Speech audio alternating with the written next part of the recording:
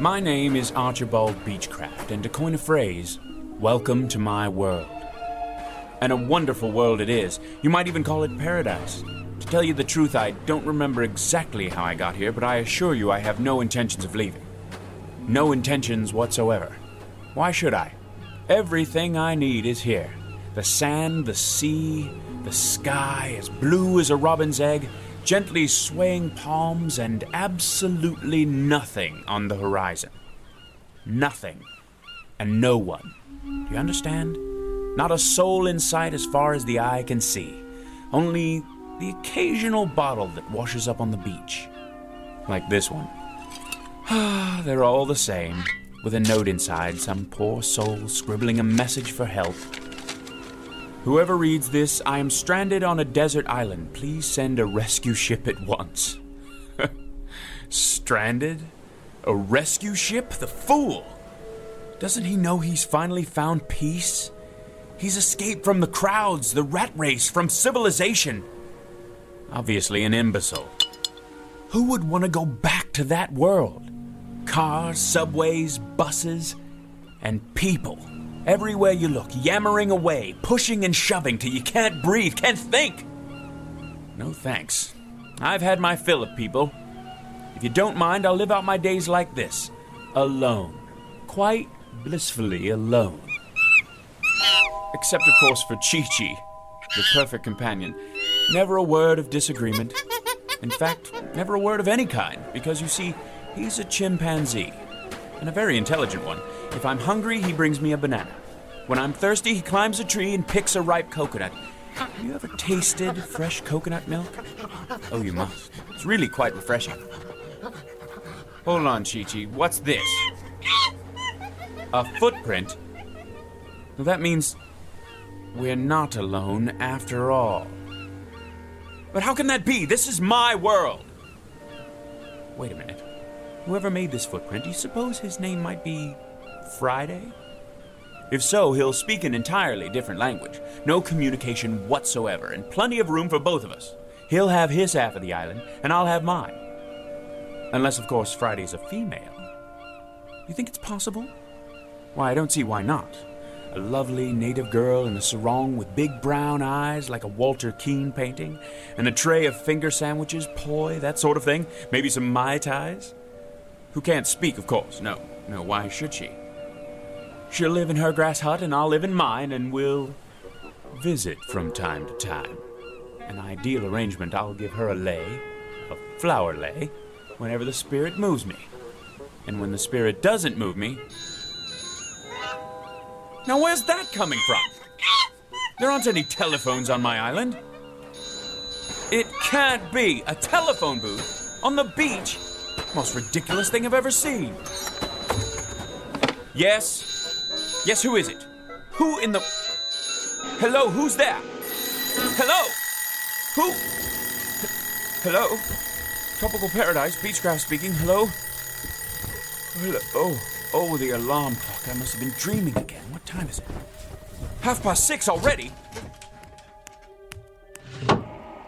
This is my world, all right. And welcome to it. A brief, if somewhat jarring, introduction to Mr. Archibald Beechcraft, a child of his time, a product of the population explosion, and an unwilling inheritor of the legacy of progress. He has just begun his daily battle for survival in a world that cares not one whit for his happiness or sanity. But very soon, our hero will begin a one-man rebellion against this impersonal age.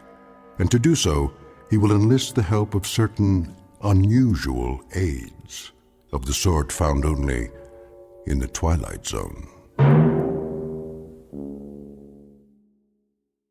And now, The Twilight Zone and our story, The Mind and the Matter, starring Hal Sparks, with Stacy Keach as your narrator.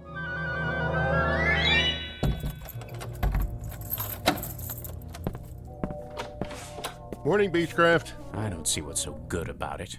How's that? If you'll excuse me, I'm late. You're always late. Take it easy. You'll get there. I'm sure I will. And what an unmitigated joy that will be. 91, 92, 93. Stand aside. I don't have to. My mom said I could play. And I said move it. 94, 95, 96, 97. Why do you have to do that here, inside the building? Oh, you made me lose count. Now I have to start all over again. 1, 2, 3, 4. Get out of my way, you little wretch. Ma, that man called me a wretch.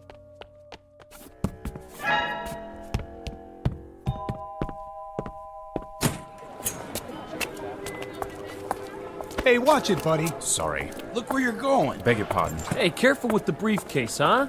I'm late, you see. Hey, he almost knocked me down. If I miss my train... Red light, mister, red light. But I can't wait for the light to change. If I do miss my train, then they'll dock my pay, meager though it may be. And if they do that, well, there's no limit to what they can do. I'm not about to jeopardize my position just because of all the rude, inconsiderate people who are ruining this city. Positively ruining.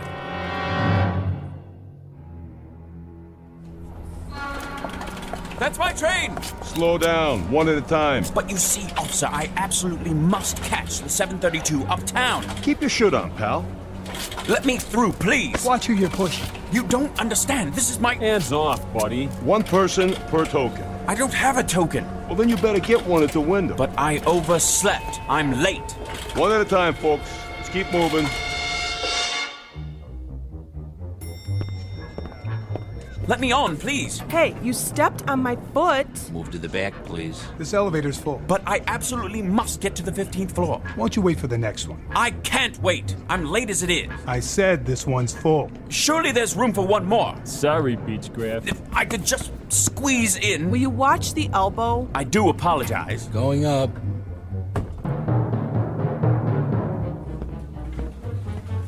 There's Mr. Beechcraft. Finally decided to make it, Better late than never. Morning, Laura. What happened to you? What didn't? If you'd been through what I've been through. Did you punch in? Yes. Mr. Rogers got here 15 minutes ago. I'm sure he did. I told him you went to get coffee. Coffee. That's what I need. Not now. And my blood pressure pills. Wait till the break. Look like you're busy. You mean pretend? I don't have to pretend. Of course, in a reasonable world where a person could work at his own pace with no pressure, no interruptions. Mr. Rogers will be back any minute. I'll bet he will. All right. Where did I leave off yesterday? The Campbell file, as I recall. I'm finishing it for you. What? You shouldn't have done that. I'm quite capable. I know you are. I was only trying to help. Thank you, Laura. But if I could be allowed to concentrate without so many distractions, there'd be no problem. Here's your coffee, Miss Petty. Oh, thank you, Henry. You can call me Laura, you know. All right, Laura. I didn't know how you wanted it, so I got cream and sugar. Is that okay? That's fine. Kindly give it back. The Campbell file. I'm just about to close it out. Where do you want me to set it? What? The coffee. Just a minute. If you please, Laura. Here you go. Oh, no. Why, you clumsy clod! Gosh, Mr. Beechcraft, I sure am sorry. You spilled it all over my jacket. I guess I didn't see you. That's precisely your problem. Try cold water before the stain sets. I'll get another cup. That's all right, Henry. No harm done. I ought to send you the cleaning bill. Is that Beechcraft? Yes, sir. Looks like he's headed for the washroom. Something the matter? Well, Mr. Rogers, you see, He's a little out of sorts this morning. Is he now?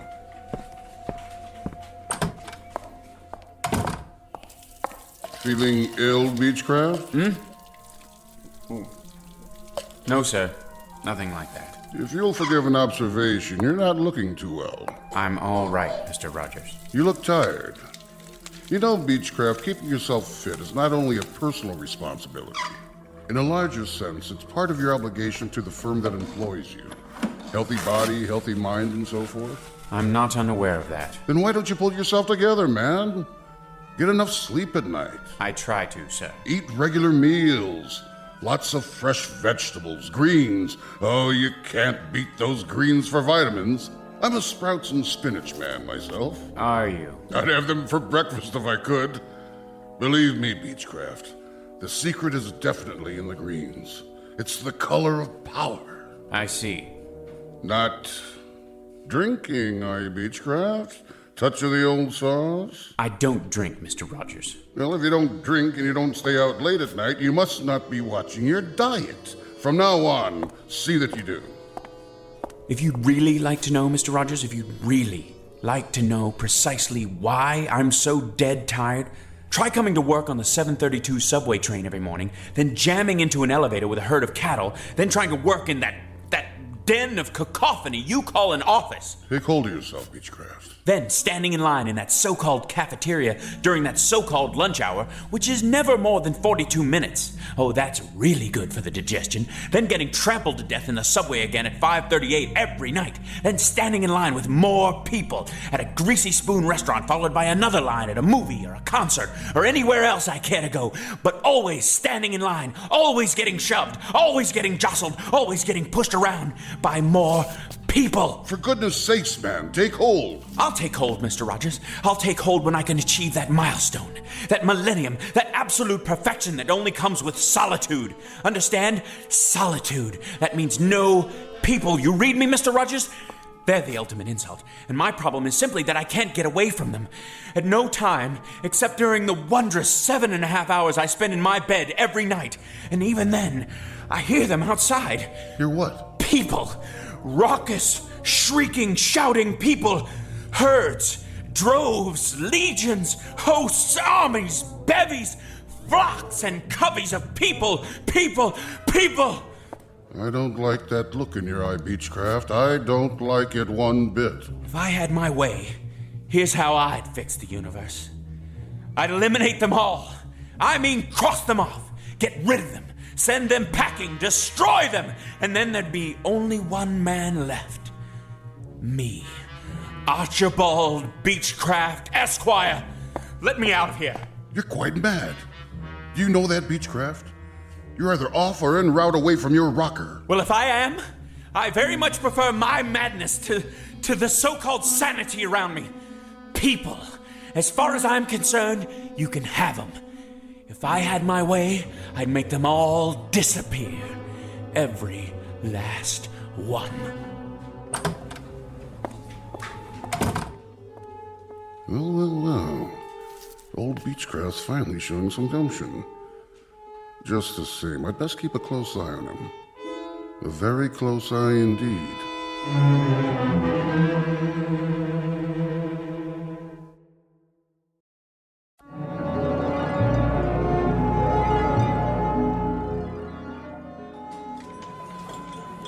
I'll have a baked fish. Yes, ma'am. Salisbury steak for me.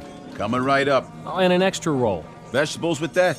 Broccoli. Sure thing. No mashed potatoes, no french fries, no... I'll have the succotash today. Club sandwich here. Dessert? How's the tapioca pudding? Lumpy. I need another fork. This one's dirty. You got it. One club sandwich, coleslaw, no fries, coffee black. Here you go. That's it, sir. That's right, the usual. So I see. Cash or charge? Cash. Get my wallet out of my pocket. There's hardly room to turn around. Here. Don't you have anything smaller? No, I'm afraid not. Your change. Hurry up, will you, buddy? We don't have all day. I'm doing my best. If you'd allow me to put my wallet away. Next, one double macaroni and cheese, salad with ranch. Excuse me. The seat's saved. Well, how about the one next to it? Now, he'll be right back. Of course. Of course he will. Hey, Mr. Beechcraft, over here. Thank God. I'm obliged, Henry. Think nothing of it, Mr. Beechcraft. Squeeze right in. That was my plan. Been saving it for you. I was sort of, well, I wanted to make up for this morning. This morning? When I spilled coffee on your coat. I'm really sorry about that. Say, Mr. Beechcraft? Mm-hmm. I have a friend. You don't say. Works in the used bookstore around the corner. I went there before lunch. Whatever for? Oh, I like to read. All kinds of stuff. Do tell. Horror mostly. That's my favorite. Why am I not surprised? Some of those paperbacks are pretty cool, you know? There was one about these giant worms that live in the sub-basement of an office building.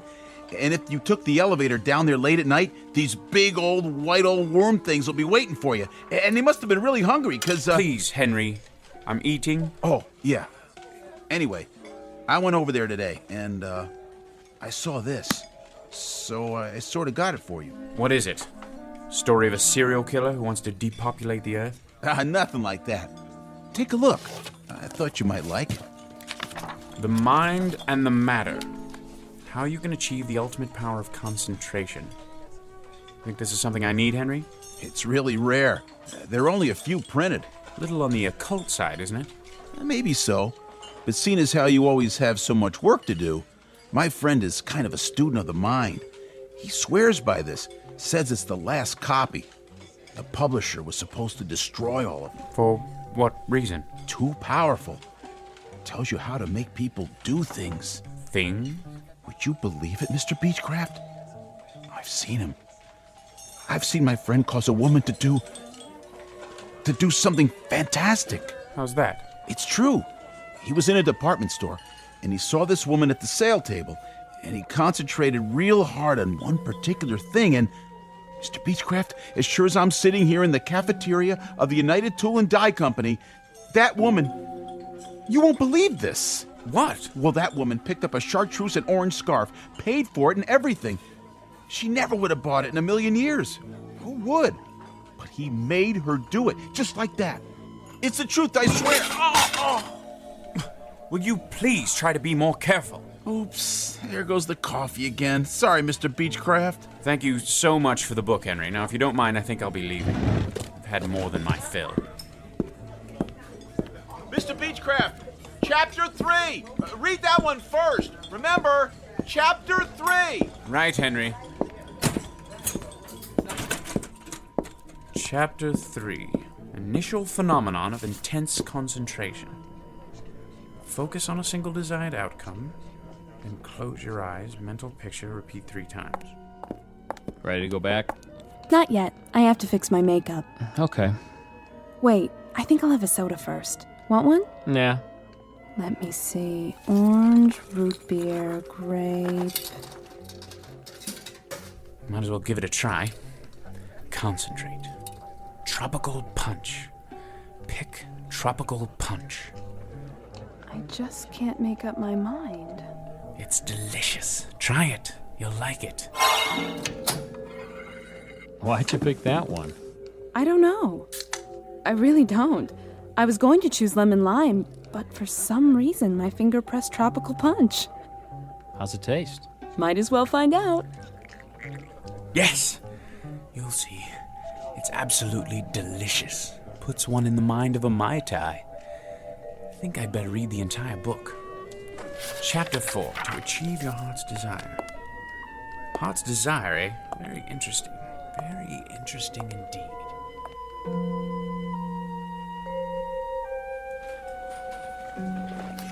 The most important element is concentration. Blot out the quotidian irrelevancies that pollute your day. Quotidian? Nice vocabulary. Mr. Beechcraft? The science of the mind requires absolute adherence to the following rules. Mr. Beechcraft? What is it, Laura? Did you turn in the Campbell file? Campbell? John R. From this morning. I don't see it. I'll get to it. Now then. The following rules of mental control over the omnipresent phenomenology of the modern environment. I really need the file before Mr. Rogers comes by again. Silence! Can't you see I'm reading? Sorry I disturbed you. Oh, Laura, how was your beverage, by the way? Beverage? In the hall, the can of soda. Tropical punch, wasn't it? Oh, yeah. Not bad, actually. Reminded me of a pina colada. Did it now? Delicious, I bet. I'll just get back to my book. A very important book. Very, very important. Distractions which divert 98% of our brain capacity from the more highly evolved regions of the cerebral cortex.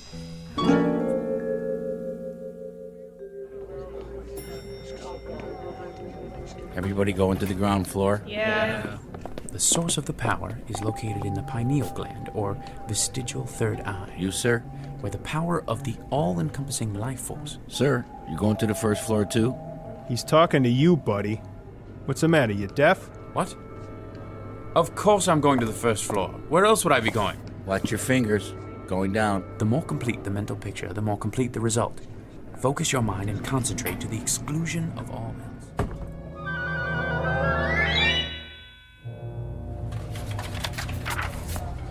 from the lower to the higher chakras, until you feel the power surging. You getting on the train or what? Oh, yes. Then move along. All aboard? Please step back. The doors are closing. Mental imaging of the desired result to the exclusion of all else.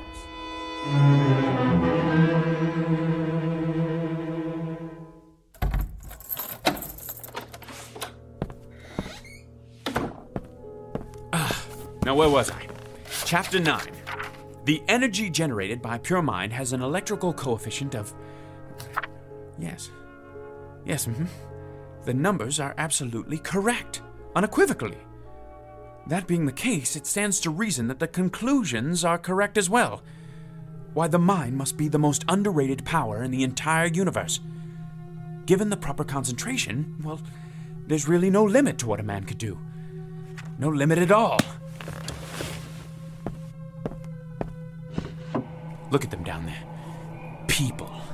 So many. I wonder, if I concentrated hard enough, could I actually get rid of... But why not? Why not? Concentration, that's all it takes. I have the power here, inside my head. Sheer concentration. Concentrate on getting rid of all those people. I wonder if I could do it in one fell swoop. Or knock them off one by one. Just think of it. Nobody in the elevator, in the office, the cafeteria, or on the street. None! Not in the hall or on the stairs. Nobody except... Mr. Beechcraft. Mr. Beechcraft. Who is it? You know perfectly well who it is. It's Mrs. Weller. The rent is due, Mr. Beechcraft. Do you hear me? The rent. I'm not going away till you pay, Mr. Beechcraft. Mr. Beechcraft. Close your eyes and repeat the following words 3 times. Go away. Disappear. Be extinct. The rent, Mr. Beechcraft. Go away. Disappear. Be extinct. The rent. Go away. Disappear. Be extinct. Mr. Beechcraft. Mrs. Weller? Mrs. Weller? Mrs. Weller? Aha! You're gone! Concentration, that's the key. And I have it. Today the landlady, tomorrow the world!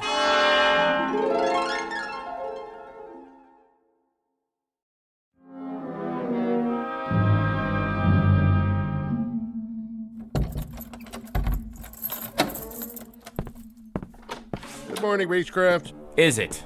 I only meant... I know perfectly well what you meant.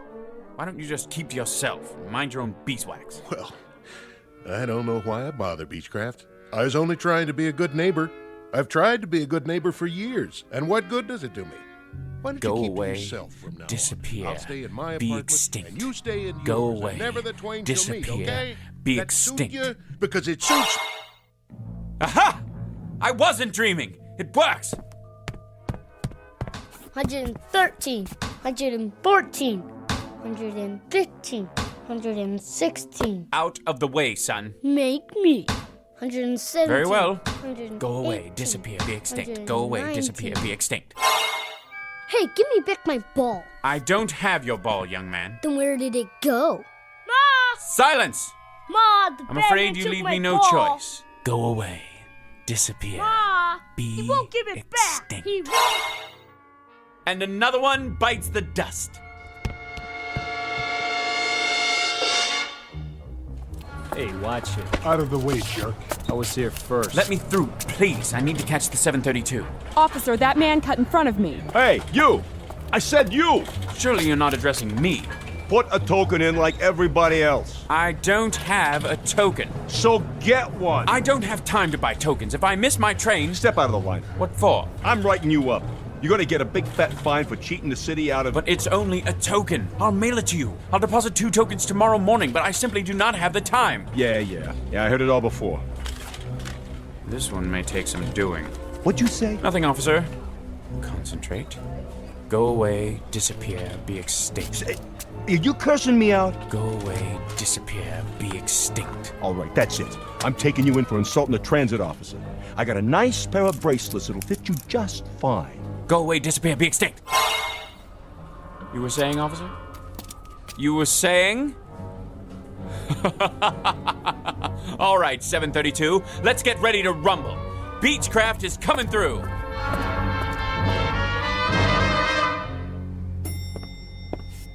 What? No line for the elevator this morning? No pushing? No shoving? My, that is unusual. Anyone else? No? All right then. Going up?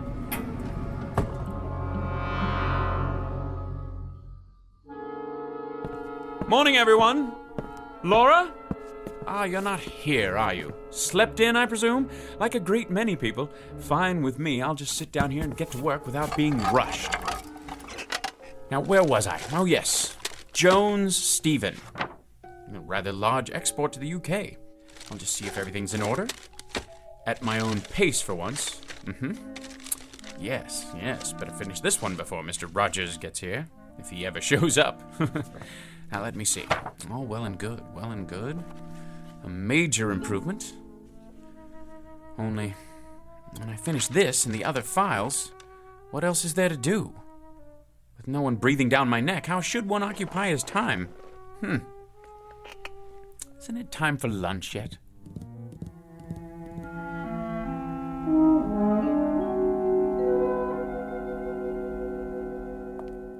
I think I'll just have the salad today. Some soup to start off and crackers. No hurry, mind you. Plenty of time to digest my meal. Where to sit? Why, any table at all? The morning paper. What's new in the world today? White House. Middle East. Federal Reserve Bank. Oh, it's no use. I hate eating alone. And worse than that, I'm bored. If only I had someone to talk to.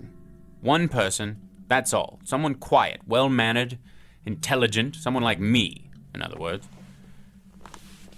That's it. Concentrate, Beechcraft, concentrate. You called? It worked. Of course it worked. Don't you have any confidence in yourself? Pleased to meet you. The name's Beechcraft. I know. And your name is? Archibald. Call me Archie. You too. Call me Archie as well, if you like. I like it just fine. How's tricks, Arch, old man? Bit on the slow side this morning. Look here, Arch. This isn't working. Wouldn't you agree? Why not? Let's be frank. Too much of a good thing. Well, I wouldn't say so. But you're thinking it. Let's just say I'm temporarily accessible to suggestions about how to occupy my time. Face it, you're bored to tears. Solitude is one thing, but loneliness is quite another. Loneliness. I despise people, loathe them. And I, Archibald Beechcraft, have done away with them. For good and all, mind you, for good and all. I'm leaving. You haven't finished your lunch. I don't have much of an appetite. Thought about any alternatives? Alternatives to what? To this. It's like an empty movie set in here. I don't even want to think about what it's like outside. Look at yourself. You don't have idea one about how to fill the day. People are bad enough, but inactivity's even worse. You're talking nonsense. I'm content. I'm honestly and truly content. For the first time in my life, I have managed to rid myself of the worst scourge there is. The general populace. So what are you going to do? Splurge and buy a can of tropical fruit punch from the soft drink machine? Will that do it for you? If the truth be known, I would appreciate a little diversion of some kind. Any kind. You mean like a change in the weather? That's it. Perhaps a little unseasonal rain. Or a lot of rain. Let's make it a tropical storm with thunder and lightning. The works. That should shake things up. All I have to do is concentrate. Not that exciting, is it? Maybe we need to add something spectacular. Like an earthquake. Sure you want to do that? Why not? Here goes. You mean there it goes? I can imagine what the office looks like right now. My desk! All your files on the floor. Gonna take some sorting. Enough! No earthquake and no storm either. Forget it! So now what, Arch, old man? I've had it for the day. I'm gonna take the rest of the afternoon off. And do what? Stroll down the street? Take a ride on the subway all by your lonesome? Boy, I'll bet the old apartment building's quiet as a tomb. starting to get to you, isn't it? The thing of it is, I don't care much for people, but it's difficult not having anyone, present company excluded. I guess it's a trade-off. That's the crux of the problem. Frankly, there isn't a breed of human being that I can stomach. Ever think of a Cocker Spaniel? I never cared much for animals either. Most of all, though, I can't stand people. Thanks. Well, except for you, naturally, but that's because you're a higher class of individual. Wait a minute. That's it! That's what? Why didn't I think of it before? People I can stand. That's what I'll do. I'll create people who are just like me. A world full of Archie Beechcrafts. Now that's a thought. You bet your sweet life it is. I'll will it. I'll concentrate, and from now on, everyone will be exactly like me. It's so simple. And when will this new era be ushered in? Tomorrow morning. I'll re-people the earth. Nothing but my kind of folks. In fact, why wait? How about right now?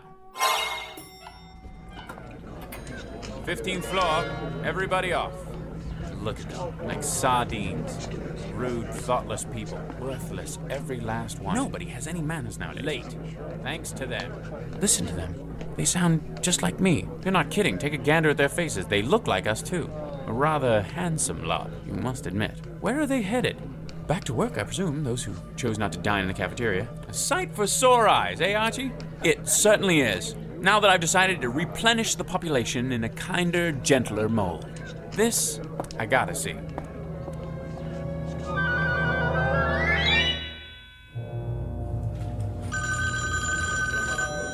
United Tool and Die, one moment, please. Rude son of a noise, the miserable noise. I'll go out of my ever-loving mind. Keep it down, I'm trying to work. Can't hear myself think. People. Is there no respite? Herds, droves, legions, armies, hosts, bevies, coveys of people. Deliver me, please, deliver me. Hear that, Arch? I've heard more than enough. You asked for it, you got it. A sty. That's what it is. Nothing but a pigsty. A people sty. Had it? Undeniably. Finally getting through to you, huh? Without a doubt. A lot of me is just as bad as a lot of them. You said it. So, what's to do now? Nothing else to do but put it back the way it was. Just like that. Just like that. Mind over matter. Concentrate. Go away, disappear, be extinct. Go away, disappear, be extinct. Go away, disappear, be extinct.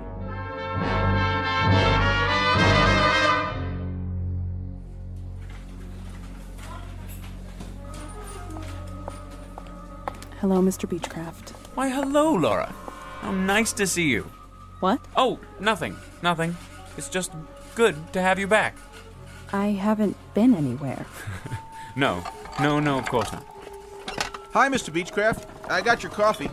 Miss Petty, Laura. You didn't have to do that, Henry. Careful now. Oh, Mr. Beechcraft, sir. Please forgive me. You should be more... Forget it, Henry.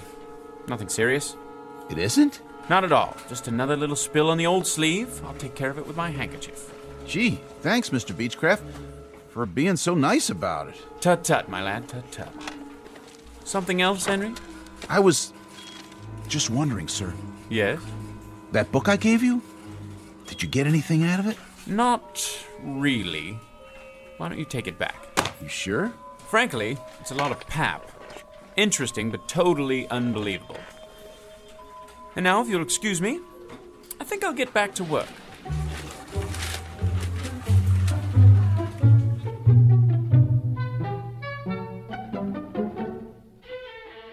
Mr. Archibald Beechcraft, a child of his time, a product of the population explosion, and an unwilling inheritor of the legacy of progress.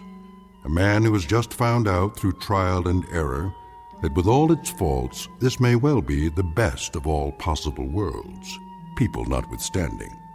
Tonight's case in point, in the Twilight Zone.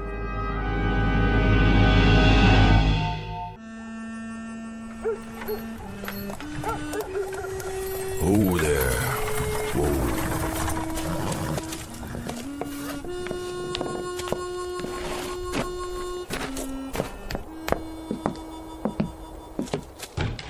Hello? Yes, sir? You open for business? Sure am. I couldn't tell. Nobody on the street. Oh, not this time of day. It's too hot. What's your pleasure, sir? Beer? Beer she is. Cold, is it? Cool's more like it. Do me just fine. That'll be a nickel. Nickel it is. Come a long way, did you? Long way. Saw the name on the map, but I didn't know if it was still here. Lovely little town. What's that? I was remarking about the town. Lovely, peaceful place you got here. Yep, that it is. And the name really gets me. Happiness. That's what she's called. Happiness, Arizona. Been called Happiness, let's see now. Almost 10 months now. What was it called before that? Before that? Well, it had different names. Like what? It was Satan's stage stop for a while, then Dead Man's Junction, then Boot Hill Village. Boot Hill? For the town cemetery. You passed it coming in. Well, that I did. I saw the sign on the side of the road. Said it was to commemorate the... Let's see, how did it go? The many people killed in the course of our turbulent beginnings. Right. 128 people buried up there. That many? Every one of them shot dead. Is that a fact? Save one who died of natural causes. Well, things sure have changed. Now you got the Happiness General Store, the Happiness Hotel. It didn't used to be that way, I'll tell you something, mister. This town wasn't fit to live in. No? No, sirree, Bob. Well, there wasn't one night you could come in this bar and not have to step over a dead body. Hard to believe. Nothing but shooting and killing going on night after night. Even my brother John, rest his soul, we had more folks biting the dust than we had coming to Sunday meeting. Do tell. And you know what happened? I couldn't begin to guess. Well, I'll tell you. Town just kind of took stock of itself, got a real strong sheriff from Dodge City, put the old kibosh on firearms, built a jail and gallows, enforced the law. Next thing you know, Happiness, Arizona. That's quite a story. Happiness, where a man can walk down the street and have himself a drink without checking the mirror to see who's gunning for him. That's progress, mister. That's real progress. This kind of thing, it sort of brings tears to my eyes. Well, that's all right now. Don't you be scared to go showing your true feelings. I know how it is. You live with violence and killing all your life, and then suddenly it's just like, well, kind of like the sun coming up over a dark cloud and shining down on you with the warm rays of beneficence. That's mighty well put. I do a little preaching on the side, too. I'm not surprised to hear that. What's your line? My line? Your work. What do you do? Oh, I'm on the road a lot. Selling? In a manner of speaking. Services is what I supply. Can I get you another beer? That would be right kind of you. Services, you say? Now, what kind of services? Oh, you wouldn't be interested. Well, you never know. I might be able to throw a little business your way. Well, you might at that. This is the kind of town that generally can use me. What services do you supply? I bring back the dead.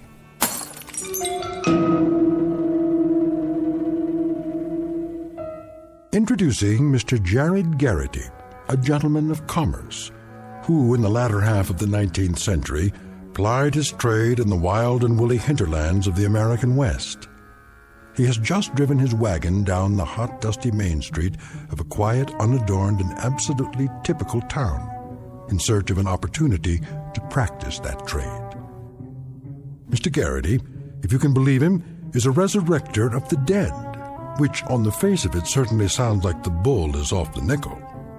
But to the scoffers amongst you, and all you ladies and gentlemen from Missouri, don't laugh this one off entirely, at least until you've seen a sample of Mr. Garrity's wares and witnessed an example of his services. The place is Happiness, Arizona. The time, about 1890.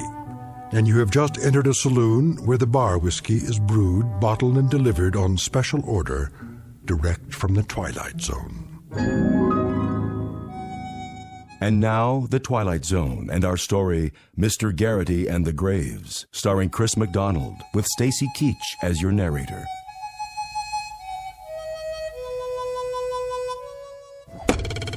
Hmm. 5 points. Sheriff! That's better. 7 points. Sheriff Gilchrist, open up! What is it? Sheriff, come quick! What's the matter now, Jensen? The stranger, Sheriff. The stranger! What stranger? Sheriff, I'm glad you're here. Well, where else would I be? I don't know. But I'm always the first man they look for. And the last they want to meet. Yep, that's true, all right. What are you doing? Practicing my knife throwing. What does it look like? Whose picture are you throwing at today? Same as always. My deputy. Ex-deputy. Chesley? But he done run off. Tell me about it. Oh, Sheriff, you gotta come quick. It's that stranger feller. All right. Just let me strap on my gun.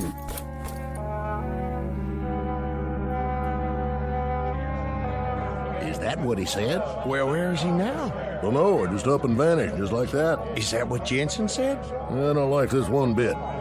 Where's the bartender? I need another drink. He's coming with the sheriff. Here he is, everybody. Simmer down now. What's this about a stranger? He's wearing a black suit and a black hat.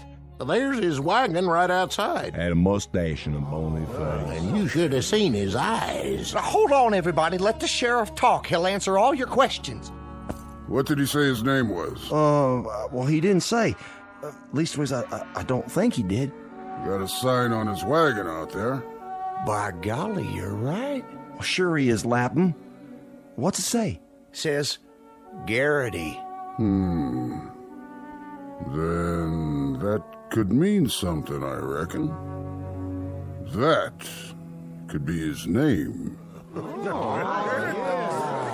Say, that's deduction for you. Now you know why we got law and order around here. Well, it's a chancy job. Makes a man watchful, I bet. And a little lonely. We finally got ourselves a lawman who uses scientific deduction. Why didn't I ever think of that? Don't know a fella's name, you just look at his wagon. Really wasn't no great shakes of deduction, Lapham. Well, now I beg to differ with you on that. But it points up the fact that you can't stop thinking on this job. Not ever. It's a kind of think proposition. Take this six-gun, for instance. A lot of men depend on this all the time, when they should be using what's under their hat. Under their hat? The old bean. Oh, by golly, nobody was ever righter than that. And besides, using the head instead of the gun, you save money on bullets.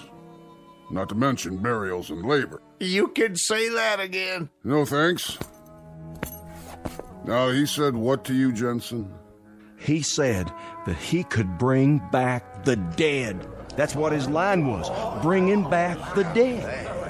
That possible, Sheriff? Better ask Doc. But we don't have a Doc in Happiness. Oh, that's right. Well, sir, when he said that, I'd like to keel over in my tracks. Bring back the dead. I think to myself, the man's either a lunatic or he's trying to gull me. That's when I went over to your office and got you, Sheriff. And when we come back, he'd up and gone. That's right. Interesting. Very interesting. He probably figured you'd gone to get the sheriff or some such. And he decided right then and there to make tracks. Now that's reasonable. That's exactly what he done. He's obviously some kind of a con man, and the minute he seen Jensen here leave the saloon, he knew he was gonna go get the law. So he decided things was too hot for him, and he better hightail it out of town. That there is a real deduction, all right. Except, how come he left his wagon? Gooberman, you're embarrassing to have around. What kind of question is that? How come he left his wagon? I can't believe you asked that. How come he left his wagon? So, tell us, Sheriff, how come he did leave his wagon out front? The way I figure it, he probably didn't get out of town after all. The way I figure it, he probably checked into the hotel or someplace like that. What other place could he go, except in the hotel? Maybe Miss Tabby's. But Miss Tabby run off with the deputy. Thanks, Jensen, for twisting the knife. The hotel, exactly. That's what he done. Sheriff, you got a lifetime job here if I got anything to say about it. Give the sheriff a drink on me, will you, Jensen? Sure thing. Kind of you, Lampum. Real kind of you. Yeah, real kind. That's him, Sheriff. That's him. Barkeep. Yes, sir? You got another one of those nickel beers? Coming right up, sir. You're Garrity? That's my family name, yes. Can I ask you a question, Mr. Garrity? Of course, Sheriff. That your wagon out there? Yep. That's my wagon. Says Garrity on it. Uh-huh. How come? Like I said, that's my family name. Mr. Jensen here tells me that you bring back the dead. That what he said? No, that's what you might call a figure of speech, isn't it? What are you getting at, Sheriff? What I mean is, you don't actually bring back the dead, do you? On the contrary, that's exactly what I do. Bring them back. What did he say? Hit me with a shot of whiskey there, would you, Jensen? No problem. I don't suppose you'd care to tell us how you go about doing something like that? Well, no offense, Sheriff, but it's kind of a professional trade secret. Secret? I mean, like a magician. He doesn't tell you how he does his tricks. Well, I don't tell you how I bring back the dead. But I do, just the same. And you actually bring back the dead? I do indeed. Brought back healthy and hopping as the day they departed. And if that ain't a boon to mankind, somebody better tell me what is. Somebody better indeed. Fact is, gentlemen, I've heard of your town. 128 people in Boot Hill up there. I figured if a man's trying to sell cold drinks, he goes to desert. And man's got buffalo skins and woolens, he goes to the cold north country. And if he brings back the dead, well, then go to a town where most of them are buried. And the name of that town is Happiness, Arizona, with the biggest cemetery west Chicago. All them departing this earth with unspeakable violence. All but one. Which one? That was my wife, Zelda. God rest her soul. A bustling, healthy, strapping woman of 247 pounds. Not unattractive, mind you.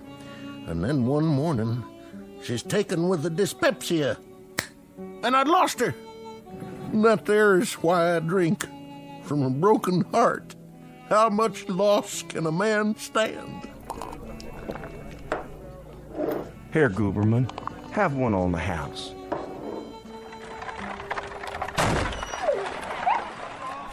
What the? Stand back, everybody. What's happened? Oh my gosh! He run over the dog. Poor thing. Is it still alive? Oh, no. I sure am sorry, poor little mutt. How did it happen? Dog just run right out in the street. I tried to stop, but he got under my wheels. Must have struck him a blow in the head. Not a mark on him, but he's sure dead. What do you call that, Sheriff? Accidental animal homicide. Oh, mighty decent of you, Sheriff. No fine or nothing. No fine. You obviously couldn't help it. That's what the law says. Anybody know who the dog belongs to? Stray is what she is. Never seen her before. Nope, not around here. I'll put her up in my wagon, take her out and bury her with my own two hands. No need. Huh? Ladies and gentlemen, the proof of the pudding, so they say, is in the eating. And the proof of a service is in the performing. Hallelujah. The dog is certainly dead, isn't she? No question about it. Then, gentlemen, I shall take it upon myself to return this gentle creature to the land of the living. What do you mean by that, mister? I shall resurrect it. Stand back, all of you. I ask only one thing, in order that I may conduct the operation satisfactorily and completely. What's that, Garrity?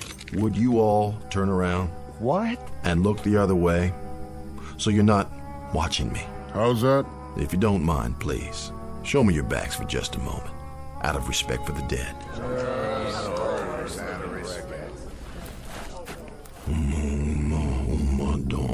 Ergest rage grand wazoo Wintergoiter, Metaluna, magic land of Alakazam. Eureka! Sit up, girl. Shake hands. Shake. That's a good dog. Chasing a bird, I'd say. Ladies and gentlemen, I rest my case. He done a miracle! That's what I'd call it, a miracle!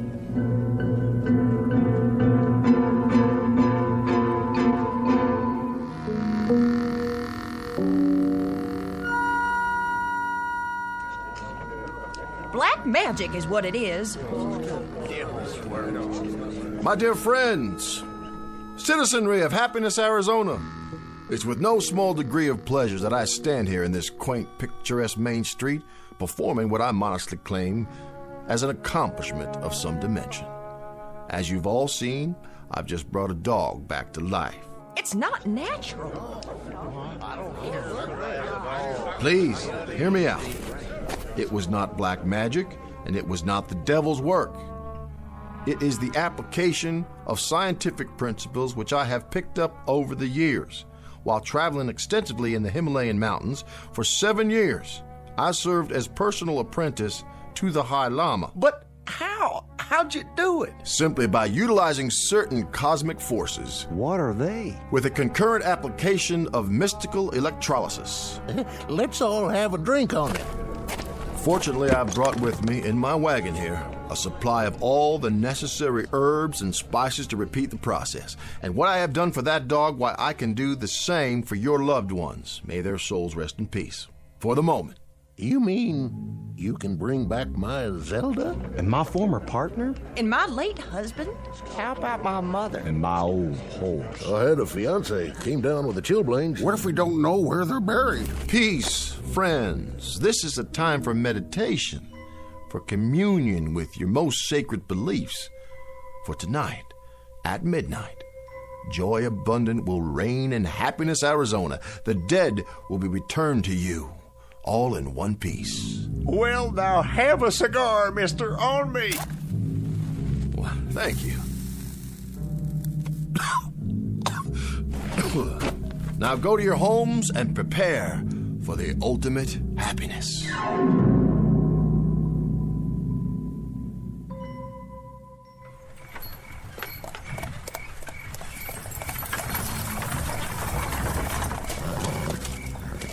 Hello, spirits of Boot Hill. Are you there? I say, spirits, I'm talking to you. Garrity here. Make yourselves known to me. Would you do that little thing, please? Spirits, come forth. Now, I tell you, I'm running out of time here.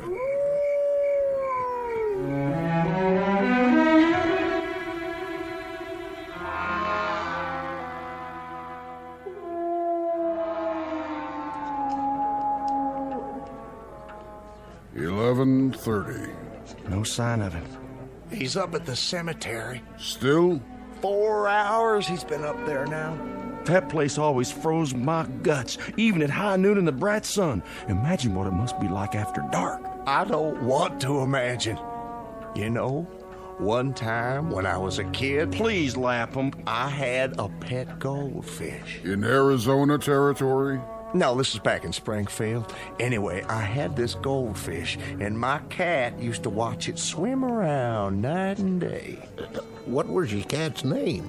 My pussycat? Her name was Tabby.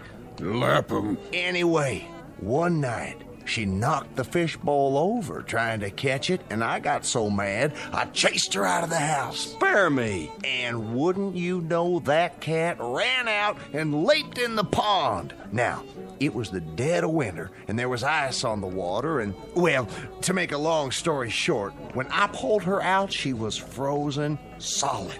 You could have thrown her through the air like a boomerang. What's a boomerang? Never mind. Let him get finished. So I carried her back in the house all stiff like that so I could bury her the next day. And you know something? In the middle of the night, that cat thawed out and came back to life. Started running around like she was possessed. I hid for my life. The sound she made just wasn't human. Of course not. It was a cat. Be that as it may, the cat was never the same. What finally happened to her? She ate some spoiled mackerel and expired for the second time. She didn't come back from that one, sad to say. Imagine. Can you just imagine? Imagine what, Gooberman? My own little Blossom. My own Zelda.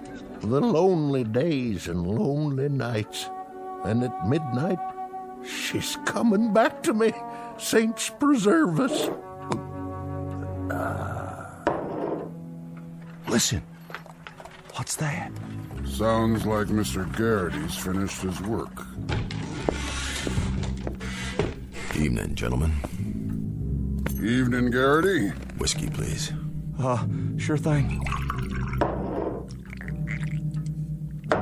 Another. Yes, sir. How did it go up there? Go? On Boot Hill. The cosmic impulses are... Yes? Incredible tonight. Absolutely incredible. You mean you're finished? All finished. What's that clock say? 11:35. Good. They'll be filing down any time now. Takes them a while because they walk so slow. But they're ahead of schedule. They are? I wasn't 5 minutes into the ceremony when the earth started to heave. A mighty anxious crop of folks up there. Mighty anxious. It'd do your heart good to see them wiggling around under the sod. That right? Just like some happy colt raring to face life again. Did you happen to see my Zelda up there? Why, I might have. Oh, you couldn't have missed her. She's the biggest thing on the hill. Only funeral that ever took 9 pallbearers. That was some service. Doggone if she wasn't a strapping girl. I remember the time she threw me out of the house. Through a window. As a matter of fact, I was 18 feet in midair. That picture behind the bar. Which one? The man with the handlebar mustache. Your beloved brother, isn't it? John? Sure is. How'd you know? Reminds me of someone I've seen quite recently. Shot by accident last March. There was a gunfight in here and he got hit by a stray bullet. Tall man like you, with a kind of a limp. How'd you know? Your brother was the last man buried. And the last ones buried are the first ones to come up. Come up? And then down. Down? Down the hill, into town. You see something out there, Mr. Garrity? I believe I do. What? Why, I believe that's him coming now. Down the middle of the street. Look, do you see?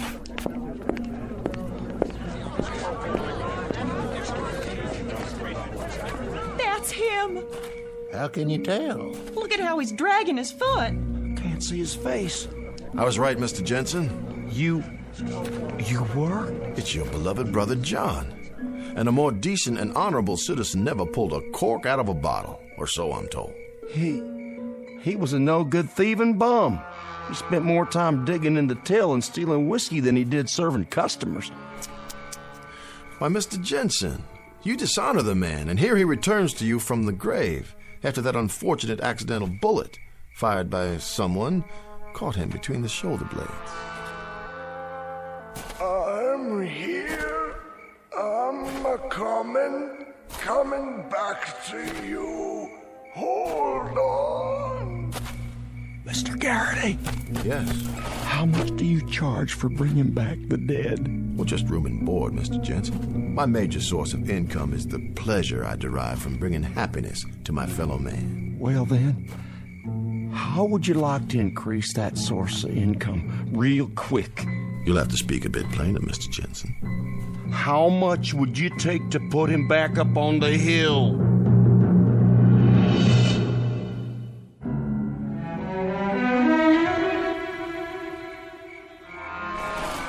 I'm asking you. To put him back? My brother, I mean. In his grave, where he belongs. What does that mean? Well, it's a difficult procedure, Mr. Jensen. Once the resurrection has taken place, it requires a maximum effort to replant them, so to speak. Would $100 pay for the effort? 100? In gold. Shall we say 1,000? What does 500 do to you? Well, it warms me a little, but I still feel drafty. Let's make it 750, shall we? Deal.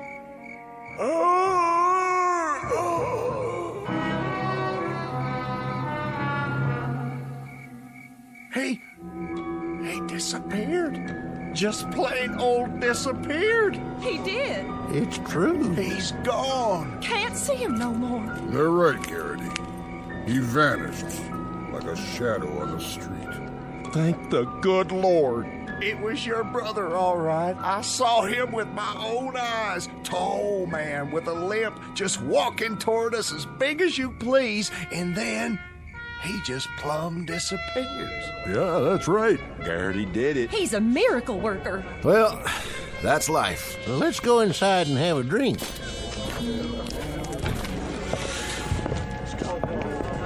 But don't fret, friends. He'll be followed soon enough by the others. The others? Including your beloved wife. Your lonely hours are a thing of the past, Mr. Guberman. Your Zelda will soon be back with you to share your life and restore your peace of mind. Well, no disrespect, but, Yes?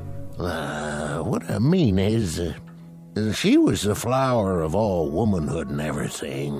Of that I have no doubt. But on 6 different occasions, she broke my left arm. That thing was in a cast so much I developed a permanent list. Your point, Mr. Guberman? Well, I sort of hate to disturb her rest. Get me? I'm beginning to. What'll it take to put her back? A difficult assignment, Mr. Guberman. Let's say $500. With me, it was $750. Jensen, I'm disappointed in you. And ashamed, truly ashamed. Your own dear brother. And you, Guberman, your own wife. Garrity, as an official of this town, I apologize for these men. I'm humiliated. Nothing less than humiliated. I don't blame you, Sheriff. Not one bit. But you, I could perceive immediately that you are made of sterner stuff. Well, I suppose that's true. I didn't see you quake in your boots, just because Lightning Peterson will be one of the departed returning tonight. Lightning Peterson? You killed him yourself, didn't you, Sheriff? And he was supposed to be the fastest gun in the territory. Boulder Dash. I say Boulder Dash. Lightning Peterson, indeed. You killed him once, Sheriff, in an honest showdown, and if his internment hasn't taught him anything, you can do it again. Something, Sheriff? You're resurrecting that gunman, along with the rest? It's a mass operation. I see.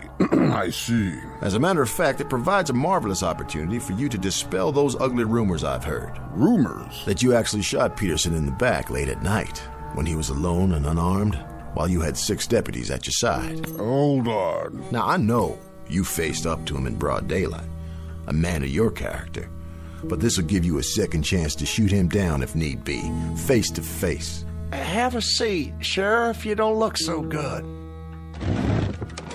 If you really want to know, Mr. Garrity, I don't think Peterson should be resurrected. I think he's, a menace to society. Fact is, Sheriff, judging by that clock on the wall, I'd say he's already on his way down. Personally, I wouldn't mind facing him again, but why go to all the trouble? Trouble? For a man of your skill? Would $500 put him back up there? Lightning Peterson? You do him an injustice, Sheriff. He was quite a lad with a gun, and mighty active at that. A $1,200 job minimum. Sold. Just bring me the bottle, Jensen. Mr. Garrity, are you in there? Ma'am? You happen to see a scrawny little man up there? Kind of gimlet-eyed? Name? Perkins. Ephraim Perkins. A relative? Ex-husband. And no tighter man ever squeezed a silver dollar. Thing of it is, I'm married again. And if the truth be known, I never did care much for Ephraim while he was living, and I don't properly see why I should have to go through it all again. Besides, what would I do with 2 husbands? I can appreciate your dilemma. $100? 5, madam, would be a bit closer to home. Poor fella, Uncle Jeb. Left me his farm. See, how much would it take to keep him there? Hold on now. One at a time. My father-in-law. big man, asked to be buried with a bullwhip. Just ain't no reason 'tall why he should come back. Now, I'll have to write these down. My husband, Charles. Mean cuss. Nobody liked him. Had to hire mourners from out of state. Order, please. I'll take your money one at a time. Can you make change? Well, let's see here. Who's next?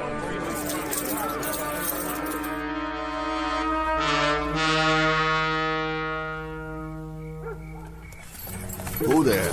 Oh. Here, boy. There you go. Nice puppy. Nice little boy. Got a bone for you in the back of the wagon. You're paid for playing dead like that. That you, Ace? Right here. You're late. Couldn't help it. Town was the ripest pear we ever plucked. They couldn't open their money bags fast enough. What's the take?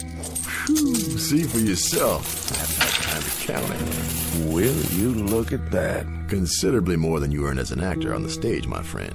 Considerably more. Played the part well, though, didn't I? Beautifully. The handlebar mustache was a nice touch. That's why I brought my makeup kit. Never know what you'll need. I checked the itinerary. Our next stop is Tucson.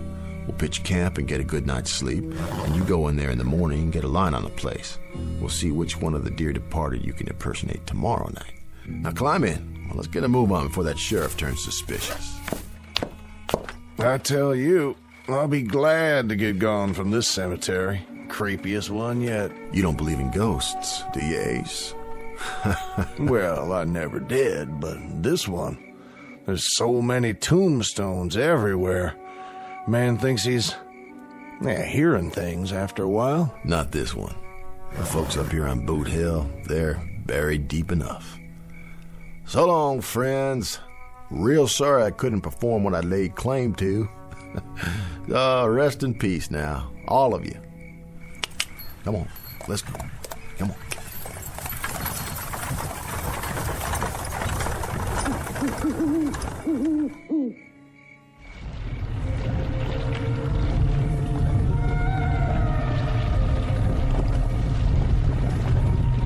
Get the dirt out of my eyes, will you, John? Sure enough, Evan. Wait, hold on. You got a worm in your nose. You know, the man don't do himself justice. The actor who played you wasn't worth a darn. Terrible mustache. But that there Garrity, he sure can do a job of resurrecting. Sure can. Don't know where he learned them words, but they worked. Didn't they, Lightning?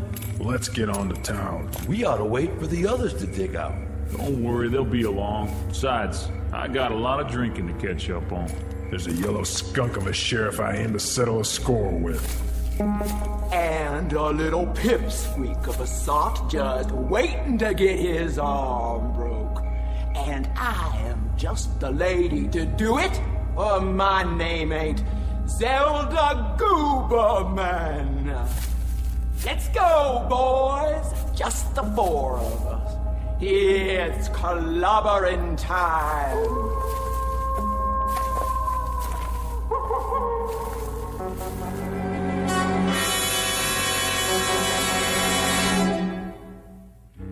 Exit Mr. Jared Garrity, a would-be charlatan, a make-believe con man, and a sad misjudger of his own rather considerable talents. This haunting little fable respectfully submitted from a soon-to-be empty cemetery located atop a dark hillside on one of the more dangerous slopes leading into and out of the Twilight Zone.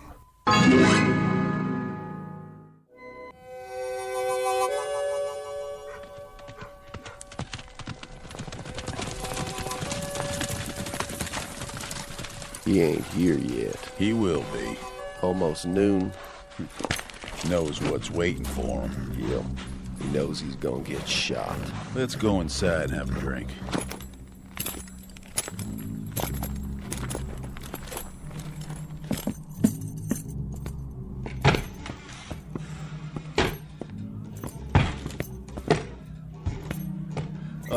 Hi there, fellas. No talk. Just pour. Sure. What'll it be? Rod Gut whiskey. You're coming right on. You seen McGrew? Marshall McGrew? That's the one. You friends of his? We got a meeting with him. You do? When? Well, let's see. Right about now. Unless he ain't gonna show. Oh, Marshal McGrew will show, all right. Always keeps his word. If Rance McGrew says he'll be here, then he'll be here. You can bet your bottom dollar on it. That right? In fact, here he is now. Where? Right outside, at the end of the street. Hear him coming? I don't see nothing. Oh, he's a-coming, for sure. Take a look. See that cloud of dust? That's him. Right on schedule. Cut! I'm here. What's everybody looking at? You're an hour and 15 minutes late, Rance. So shoot me. I'd like to. On film. We should have had everything in the can by now. Don't bug me, Si. You know what these big emotional scenes do to me. Now, don't get upset, Rance. We'll try to knock this one out before lunch. What do you say we get started, okay, baby? This is scene 71. You have your script with you?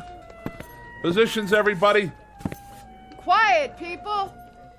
Camera ready. This'll be a take. Welcome to the American West, Hollywood style. Some 100-odd years ago, a motley collection of tough hombres gunned and galloped their way across the frontier, leaving behind them a raft of legends and legerdemains. But heroes or hambones, they were a rough and woolly breed of nail-eaters, who in matters of the gun were as efficient as they were dedicated. So it seems a reasonable conjecture that if there are any television sets up in cowboy heaven, and if these worthies could see with what careless abandon their names and exploits are bandied about today, they are very likely turning over in their graves. Or worse, busy getting out of them. Which gives you a clue as to the proceedings that will begin in just a moment.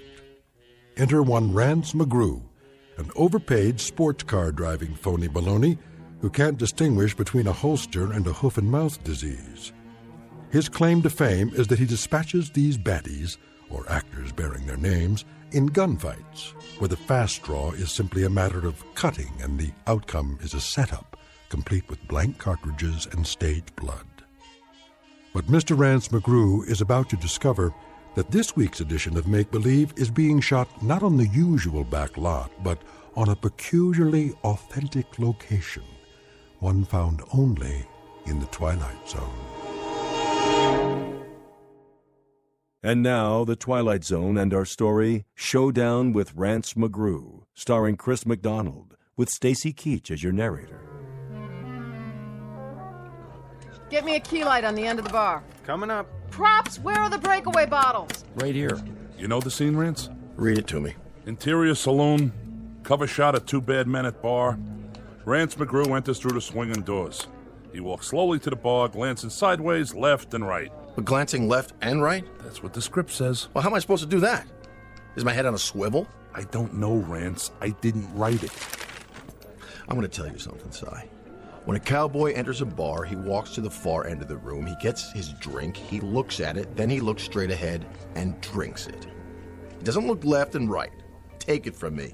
A man lets his eyes roll around his head, he can get himself in a whole lot of trouble. Capiche? All right, Rance. Anything you say, we'll shoot it your way. Now, can we begin? In a minute. My stomach's killing me. A scene like this, it gets to me, you know? These miserable emotional scenes, they're draining. Where are my pills? Right here, Rance. Well, don't just stand there. Give me one. Make it 2. Water. Yes, sir. All right, boys, if you're set up, this is scene 71. A tracking shot of Rance as he enters the saloon. Let's get with it, everybody. We're way behind. This one's for real, people. Stand in, out. The star's here. Cowboys 1 and 2, positions. Outside the door, Rance. I got it. Where's wardrobe? Yes? Do something about my shoulder pads. More on the left side. Let me just open your vest. Holster. Right here?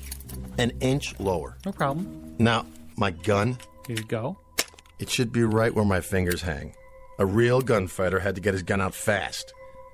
Did you know I took lessons from the national fast draw champion? Did you? Oh, you don't believe me? Ready when you are, Rance. Watch this. You hook it with your fingertips, like so. You bring it up in an arc. Careful, sir. Give it a little twirl. Whoops. Rance, what are you doing?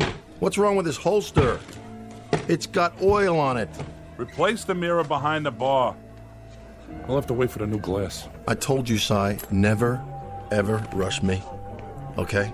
I'm a perfectionist. Wasn't like this in the Old West. What wasn't? In the old days, they made sure. They had to. Men's lives depended on it. You can't hurry justice, Si. All right, everybody. Lunch!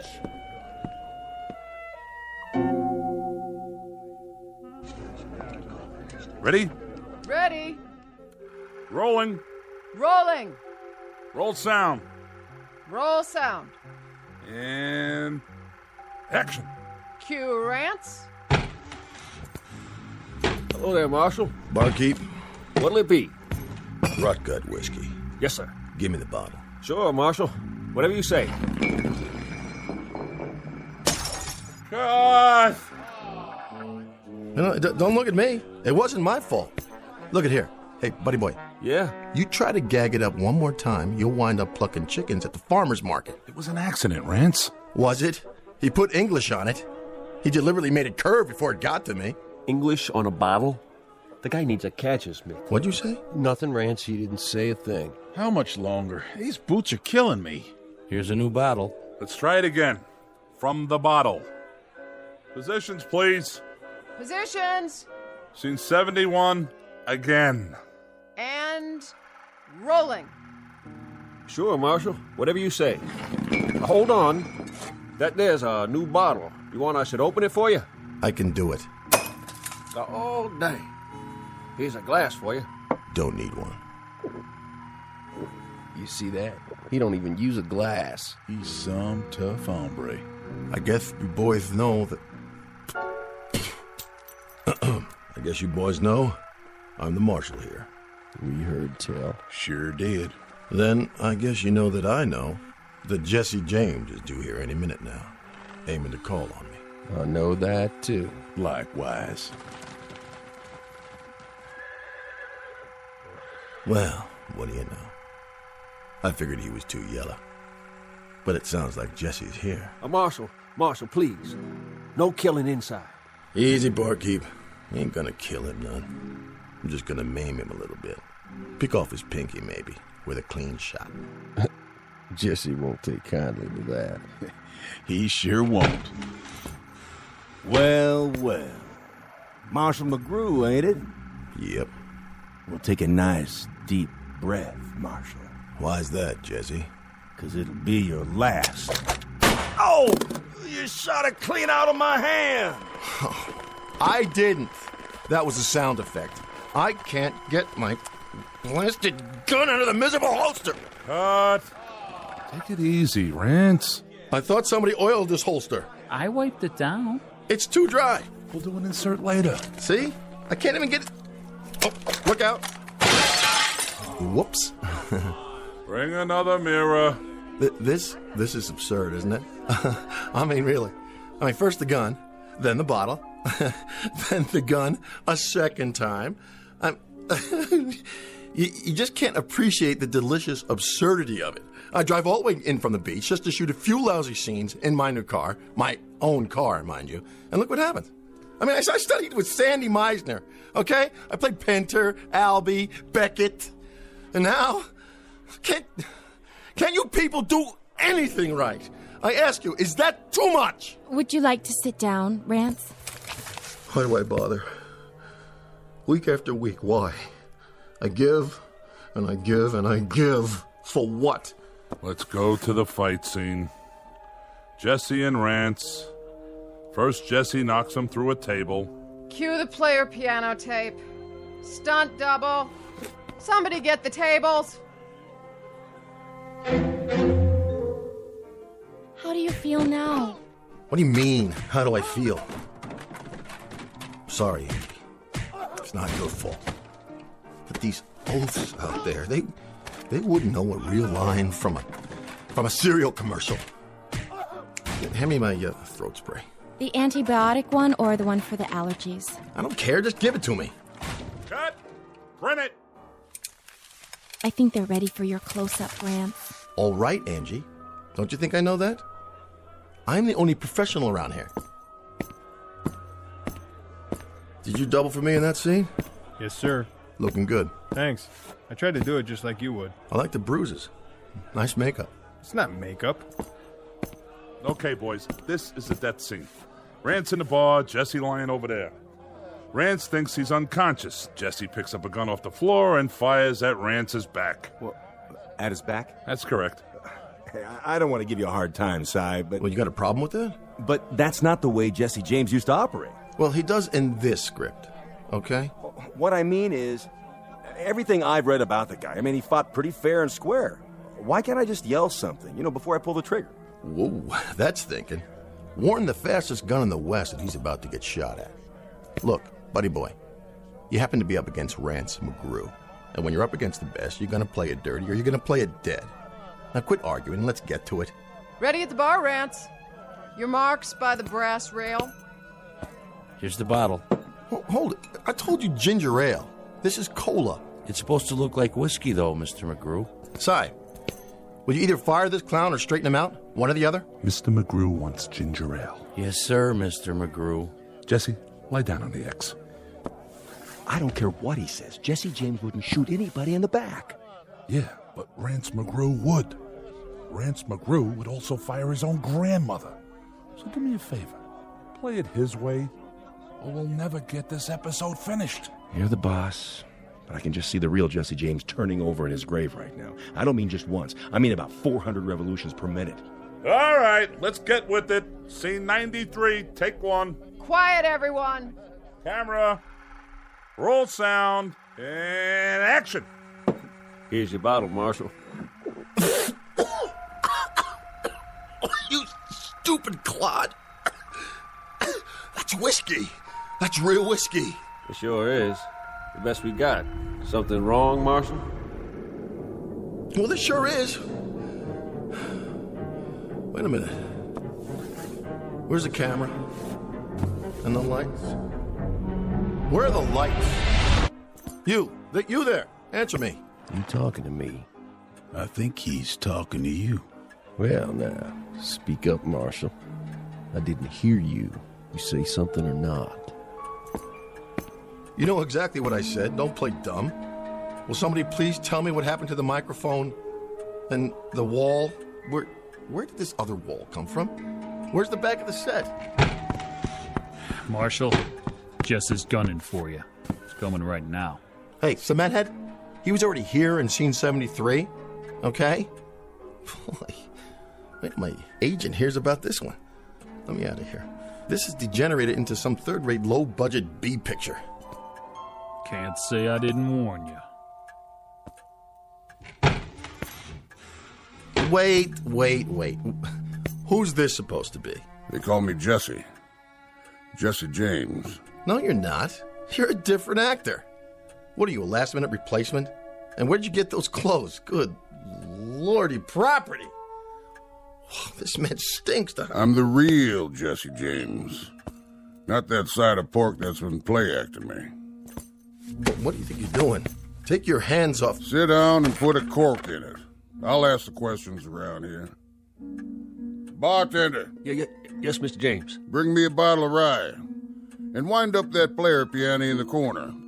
I like a little music with my drinking. Yes, sir. Right away, sir. Turn the volume down. Cut! Shouldn't we cut?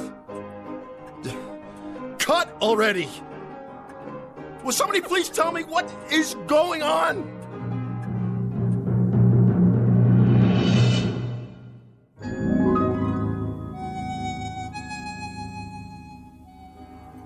Don't you hear good, mister? No habla English. Sure you don't. Well, habla this. Si? I'd be looking for the marshal. No es aquí? No. No, senor. Fellow named McGrew. Rance McGrew. So? You know him? Si? He here? Come si, come sa. Come what? Si? Si? Si. Who's Si? The director. Get me out of here! Where you going? That away. You wouldn't be McGrew now, would you? Not a chance. Then what's this badge doing pinned to your chest? Well, where's the fellow who loaned me this vest? I think you and me, we better have a little talk, Marshal. Talk? Maybe a long talk, maybe a short talk, but a talk just the same. Okay. You're supposed to be a tough hombre, but you don't look very tough. No? Know what you look like? I couldn't venture a guess. You look like a marshmallow. A marsh? I do? Don't that rile you none? No, not much. Why not? I haven't been myself lately. It's these allergies. Come on. First we'll have a drink, and then we'll talk. Then we'll have a showdown. A showdown? Where's that bottle? Right here, Mr. James. I gotta see this. Yeah, see what? How you break the neck off without wrecking the whole bottle? Oh, that's just in the movies. Might get broken glass in it. Don't want to ruin good whiskey.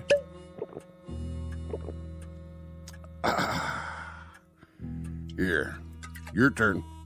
No, thank you. No? Just a ginger ale, please. Marshmallow. Well, see, I'm on the wagon. It's in my contract. Have a smoke. I gave that up too. I'll roll one for you. Can't. Union rules. Rules, huh? Yeah, it's the law now. Show you what I think of the law. Of course, you know how to do this, don't you? Roll your own, I mean. Actually, I never could get it right. You know, that string on the little pouch, it always gets caught in my teeth.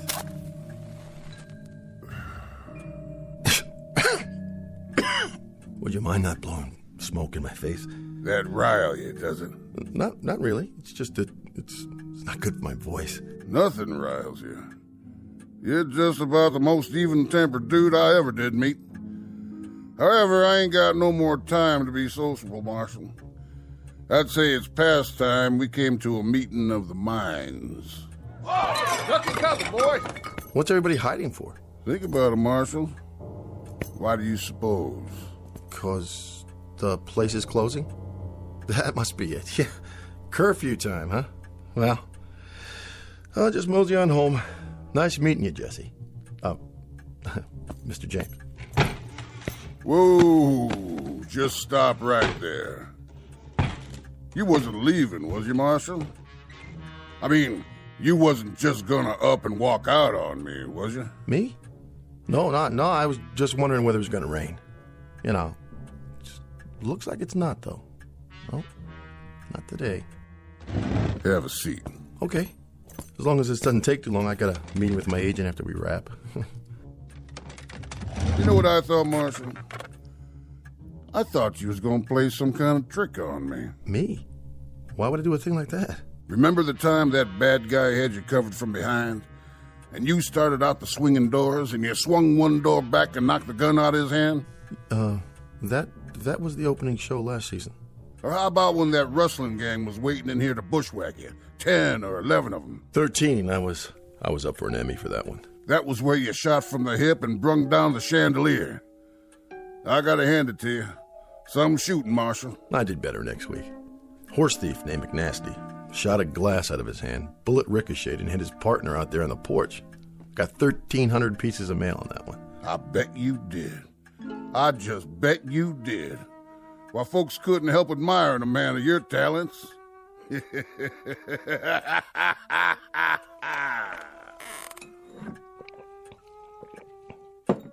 of it is, Marshal.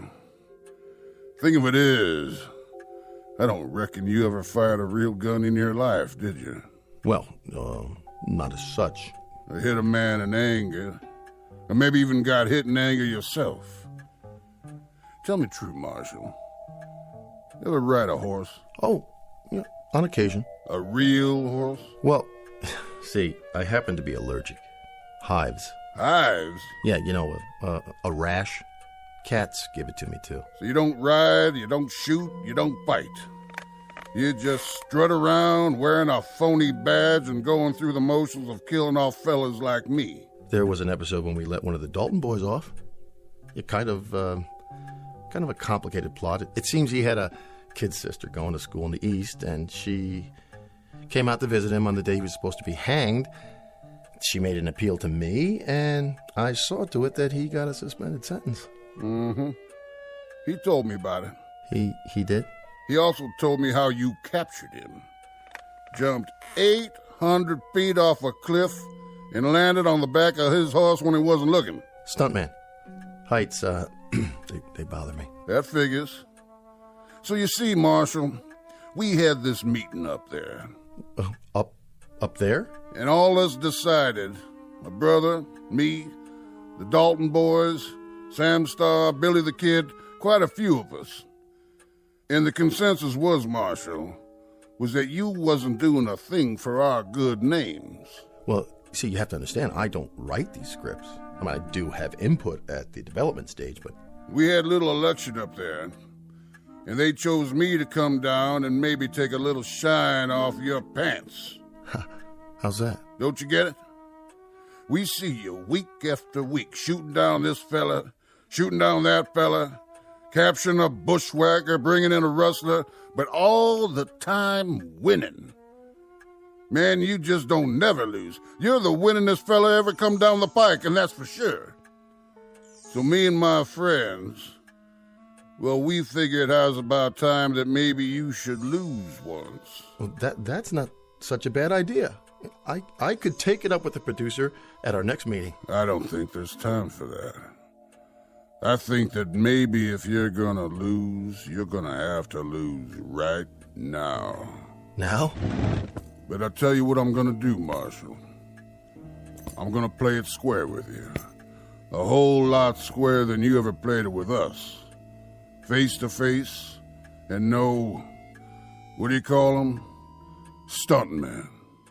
Could you be a little more, precise about the terms? Right out there, on the main street. You and me. Oh, I think there's been a misunderstanding. See, I'm not really Marshall McGrew. That's my name, yes, but it's a part I play. Right outside. Me coming down one side of the street, you coming down the other. Just the two of us. But I've done that before.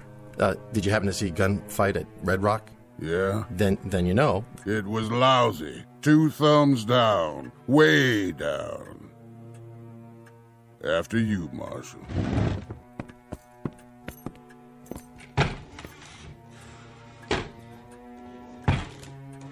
You can come out now, boys. Looks like they ain't gonna shoot up the place after all. Drinks on the house.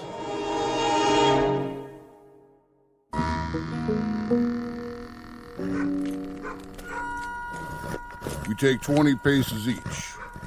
You come around that corner. Which one? By the general store. I'll come around that one over there. Then what? I'll let you make the first move. Nothing could be fairer than that, could it, Marshal? Fair? Oh my, no, indeed. Nothing at all. That I can think of, unless... What? Could we make it tomorrow afternoon? Your girl can call my girl and... This afternoon. Now. You mean now? As in right now? Or in the general sense, as opposed to the past, let's say, or the future, or... Too much yarn. Let's go. Stuntman? Oh, Stuntman. 14, 15, 16... Better check all my bullets. But they're blanks. All blanks. What am I supposed to do? Ready, Marshal? I'm coming for you. All right, here goes nothing. Talk about method acting. Go ahead, Marshal. Make your move. This is ridiculous. I'm gonna count to 3. Why not 5? Or 10? 1. It never happens this way.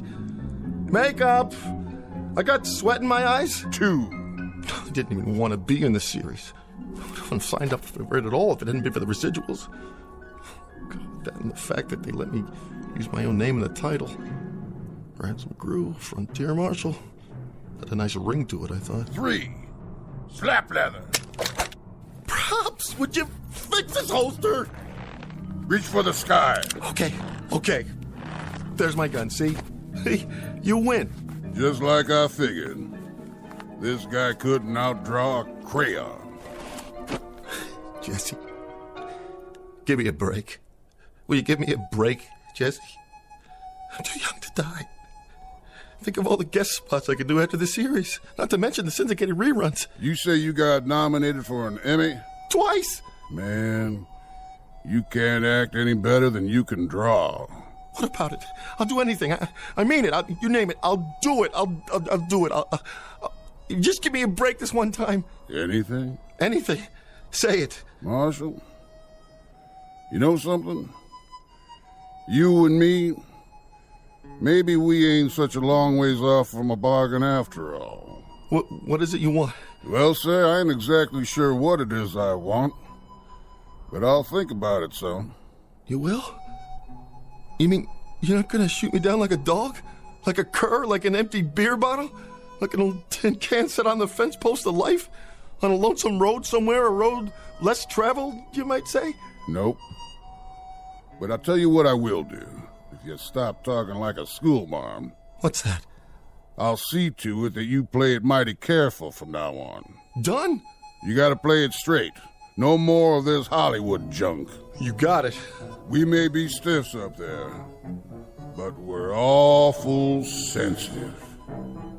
We'll be watching you, Marshall. Jesse?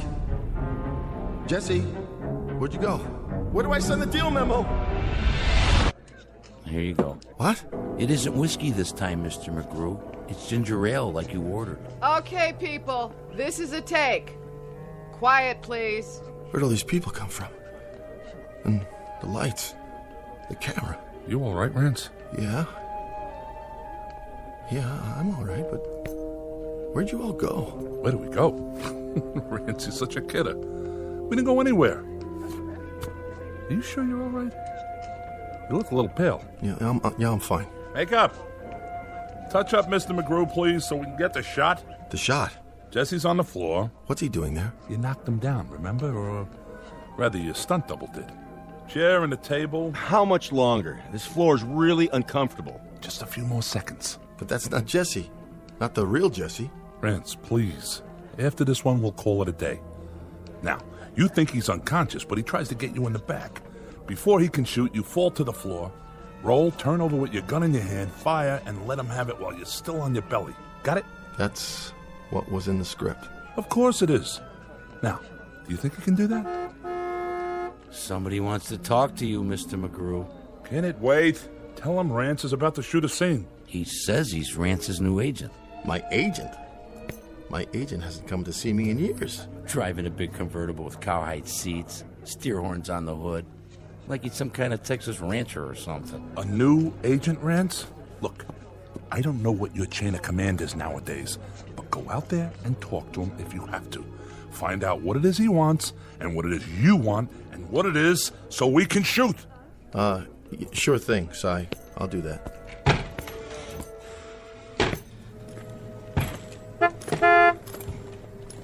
Howdy, Marshal. Jesse. Deal's a deal. You said anything. I like the red blazer.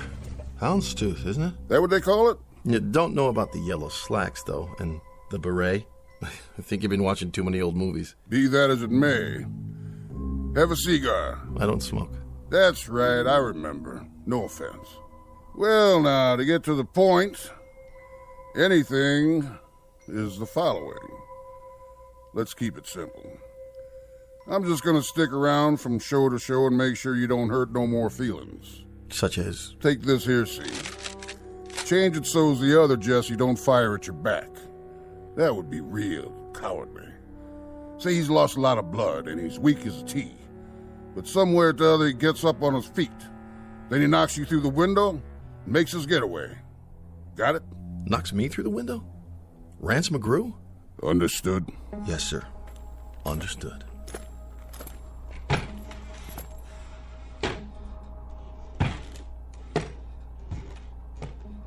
What?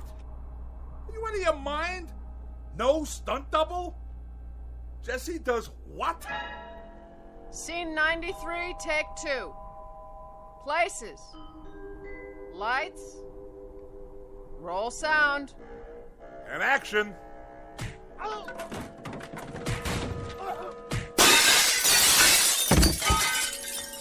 Cut! That was a good one. Yeah. Glad you liked it. Now I was reading next week's episode, Marshal. The one where you knock a gun out of Billy the Kid's hand from a 4th-story window a block away, using the base of a lamp. Well, the network wants to keep the gunplay down. Too much violence. No good? Piece of crap. The way I see it, Billy hears you, whirls around, shoots from the hip, and knocks the lamp out of your hand. How's that sound? Fine. Fine. Now, looking ahead 2 weeks, I think we ought to give Sam Starr a break. He's a nice fella. Awful good to his mother.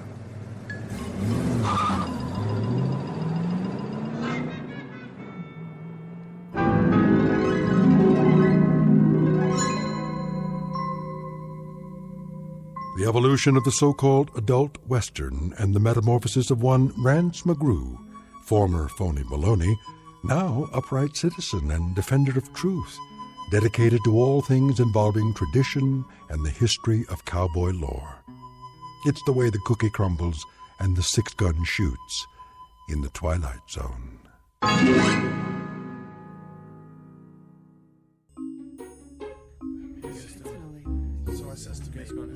Okay, everybody, listen up. Listen up, all right? I know it's late, and some of you have tests tomorrow, so I won't keep you too much longer, but I'd like to run the beginning of that last scene just one more time.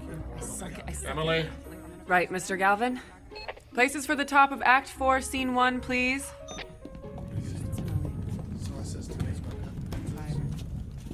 What's going on? Hey, Diane.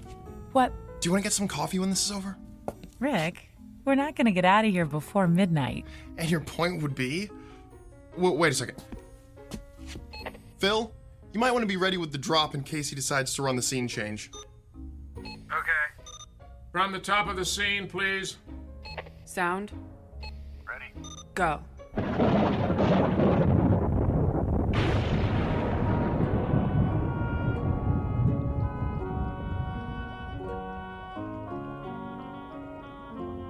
Thrice the brinded cat hath mewed. Thrice and once the hedge pig whined. Harp your cries, 'tis time, 'tis time. So, coffee? Oh, why not? I won't be sleepy till... Hey! What's the matter? Ow! Ow! Don't grab that bare-handed! Here, let me...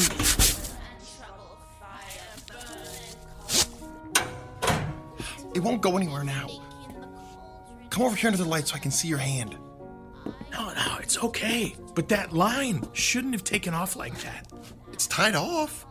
We'll check it later. Diane, could you take him to the office? The first aid kit's... I don't need a... Oh, you were saying? Okay, maybe a Band-Aid. Come on.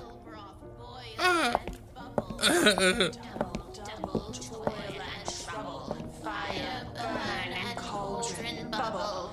Scale of dragon. It hurts when I touch it. Easier to see out here. Ow. Ooh, you did get a rope burn there, didn't you? Yeah, I guess so. Hey, Mr. Galvin's not going to be looking for you, is he? No, he's just running the witches scene. Lady Macbeth's got nothing until... Oh! Didn't mean to startle you. I didn't know you were here, Glenn. Came in at 11, same as always. What'd you do to your hand, Phil?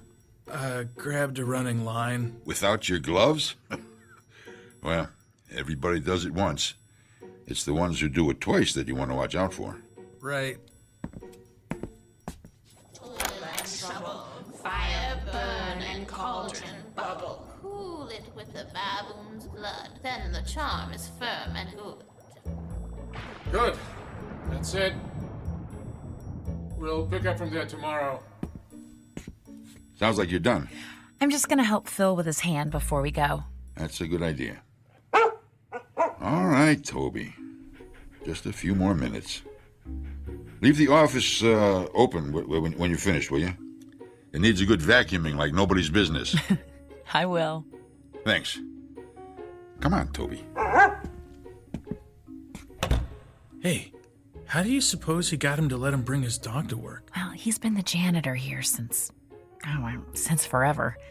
That probably helps. And there's nobody else here most of the time. No need for that. She means well, just doesn't know as much as she thinks she does, that's all.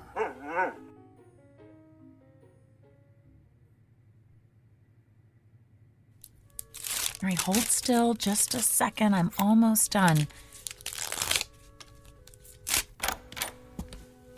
All right, I guess we're finished. 6 o'clock call for tomorrow, and as soon as your hand's wrapped up, you can go home, Phil. Unless you want to grab some coffee with us. Thanks, but I better just go home and get some sleep. Hey, do you want to come in early tomorrow? Oh, sorry. I just wanted to make sure it was clean before I put the gauze on. Wait a second. Early? What for? Won't we have to reweight that line? No. I flew it in a couple times. It's not off balance at all. It doesn't make any sense. How could it take off like that, then? There, try bending your hand. That's good. Thanks. But the line... It's probably the jinx. Jinx? What jinx? The jinx on Macbeth. It's... All right, you three, I need to clean up in here. Sorry, we're out of here. I'll tell you the story later, Phil. Good night, Glenn. Good night. It's okay, boy. Like I said, she just doesn't know as much as she thinks she does. Now, let's get to work, huh?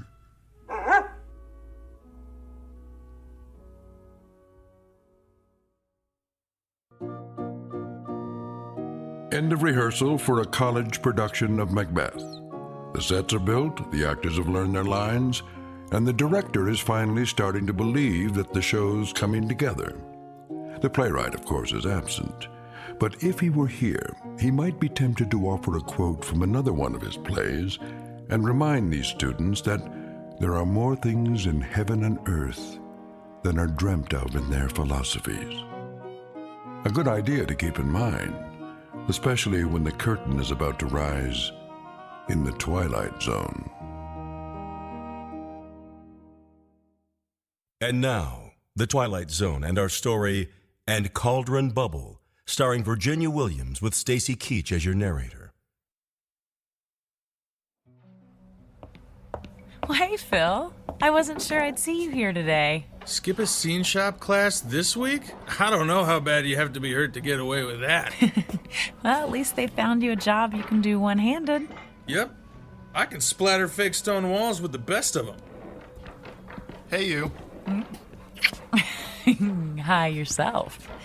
We finished with the costumes a little early, and I thought... Hey, Rick, when you two are done, how about giving me a hand with this flat? Sure, Alan. But only because you asked so nicely. Sorry, it's been a lousy day. What happened? I told you about my job, right? Scanning medical records, right? Yeah, it's a great gig, good pay. Work your own hours, take extra time off for shows. So what's the problem? The problem is somebody at the hospital figured out that they could buy some equipment, hire somebody to scan their own stuff, and take in work from other places besides. Man, this piece is heavier than it looks. Hey, Diane, Lindsay, could you come here a sec? Yeah, sure. All right, 1, 2, 3, and up. There we go. Thanks. Anyway, their scanning is going to be done in-house now, so they don't need me anymore. What are you gonna do? I don't know. I can't even think about looking for another job until after the show opens. And trying to find something that fits in around this schedule, well, you know what it's like. Yeah, I'm not gonna have my job much longer if my car doesn't quit acting up. Twice this week I've been late because it didn't want to start. You can't just throw a few creepy bits into a cauldron and whip up a car repair potion? I wish. Only when I'm on stage, but thanks for the suggestion. Hey, Diane, is that your jinx again? Ha! The one on Macbeth? Oh, I hadn't thought of that. And don't start thinking about it now either, Lindsay. I swear, actors are the most superstitious people I know. Oh, and techies aren't superstitious? Go on stage and whistle, Alan. Yeah, I dare you. Hey, there's a reason for that, you know. Right, Rick? Right. The first people to fly scenery in theaters were actually sailors. They already knew how to work with ropes and pulleys, and they didn't have headsets in those days, so they used a different type of whistle to cue every line. And nobody else whistled backstage. Now, wouldn't you feel unlucky if somebody brought a set piece down on your head because you forgot that? Hey, aren't you supposed to be on my side? Always. I can tell you more about it at dinner. Come on, you guys. We got an hour and a half until call time. Who wants to go for Chinese food? I gotta go home, guys. If I don't have dinner with the parents at least one night a week, I won't need any jinxes to bring me bad luck. Believe me. Chinese sounds good to me. Yeah, me too. Got that last paycheck burning a hole in my pocket. Ah, so you're treating then? Phil, there's a whole lot of you that hasn't been wrapped in gauze yet, but that could change. Ow.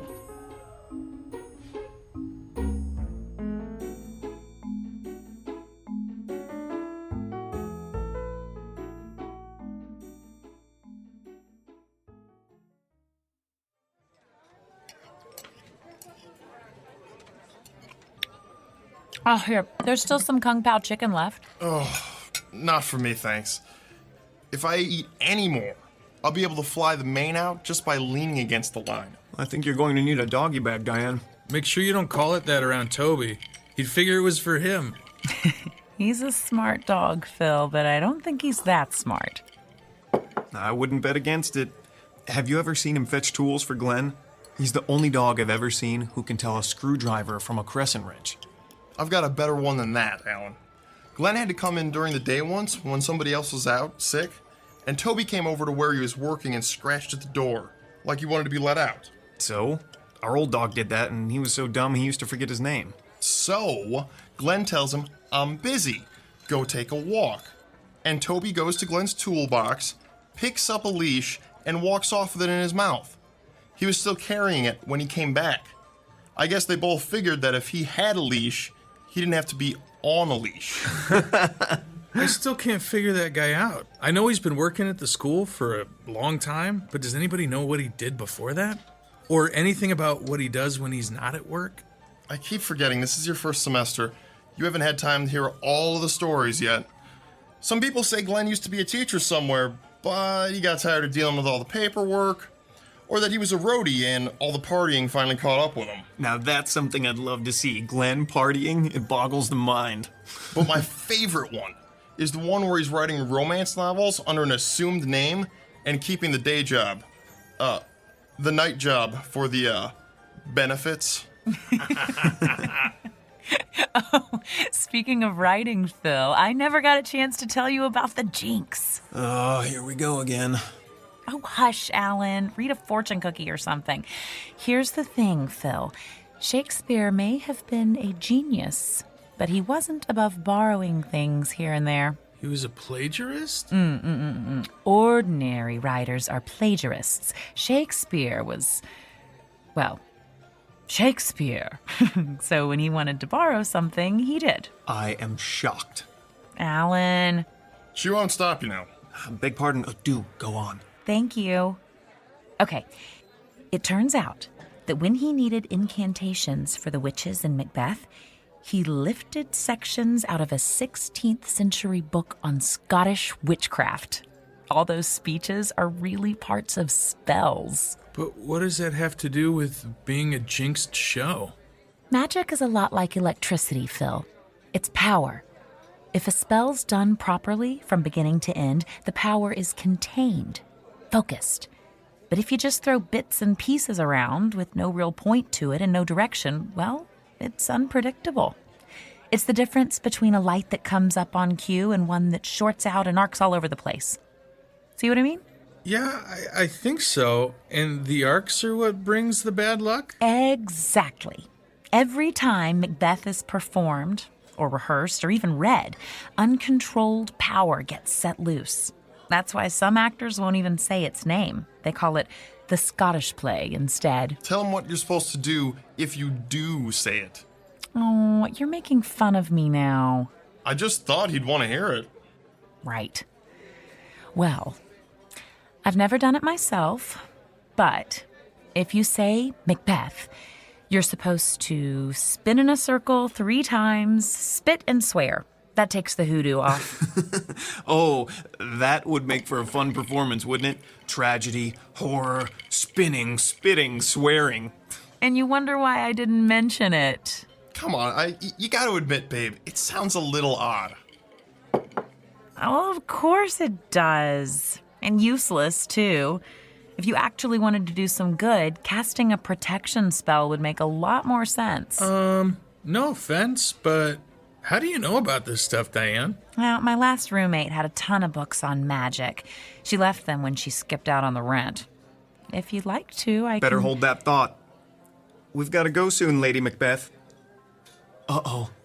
You know what I have to do now, don't you?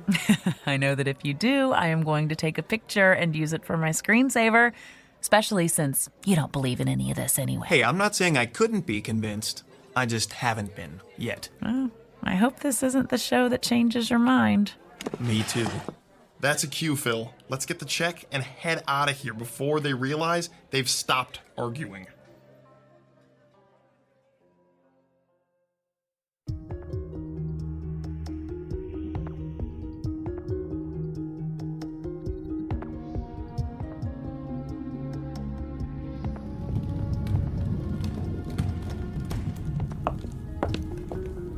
Rick, have you seen Lindsay? That's since before we left for dinner. She isn't in the green room? Not in the green room, not in any of the dressing rooms, not in the office. Mr. Galvin's going to want to call places as soon as the scenery is set, and we're starting with her entrance. Hold on, just a second. Has anybody seen Lindsay? Emily's looking for her. Yeah, she's down up here. Sorry, nobody's seen her yet. Oh, this is going to be ugly. You know how Mr. Galvin gets when somebody's late. I sure do. I was late once, my first show with Sir James Galvin, theater director par excellence. I thought he'd get me kicked out of school before he was done. Emily? Here we go. I hope he doesn't decide to shoot the messenger. Phil? Yes? The floor's clear. Go ahead and bring in the drop. Okay. She's not here. Oh boy, I think I'm going to find a set piece to hide under and stay there. Chicken. Rick, did you know Lindsay's not... If she's not answering her cell, try calling her parents. Maybe they know where she is. Oh, yeah. Everybody knows. I hope she's okay. Diane? Uh-oh. Yes, Mr. Galvin? Change of plans. We'll run through Lady Macbeth's speech from 1-5. Alan, bring out one of the chairs and never mind about changing the set. I'm hoping we'll be able to get back on schedule after this.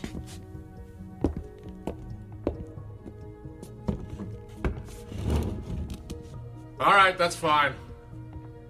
All right, Diane, from your entrance. Go. They met me in the day of success, and I have learned by the perfectest report they have more in them than mortal knowledge. When I burned in desire to question them further, they made themselves air into which they vanished. Mr. Galvin? Whilst I stood... Stop! Emily, why would you... Emily, what's wrong? I didn't get an answer at Lindsay's parents, so I tried her cell again. Her father answered it this time. They're at the hospital with her in the emergency room. While she was on her way home for dinner, she got into an accident. Her car stalled out in the middle of an intersection, and she got broadsided by somebody trying to beat the light. Did they say how badly she was hurt? They think she's going to be all right. Her left arm's got a bad break, and her mom says she's one big bruise. But it could have been a lot worse. All right, then. Can I have everyone on stage, please? Quiet, please. Now, most of you probably just heard that Lindsay Morgan was involved in a car accident this afternoon. From what her parents told Emily, she should make a good recovery. However, I know that the show must go on is a cliche, but it's true all the same. Lorene. Yes, sir? You've been understudying Lindsay. Do you know Hecat's lines well enough to work off book? Sure. The rest of you can take a break while Lorene and I go over some of the blocking. Then we'll pick up where we stopped last night, at Hecat's entrance. We shouldn't be long.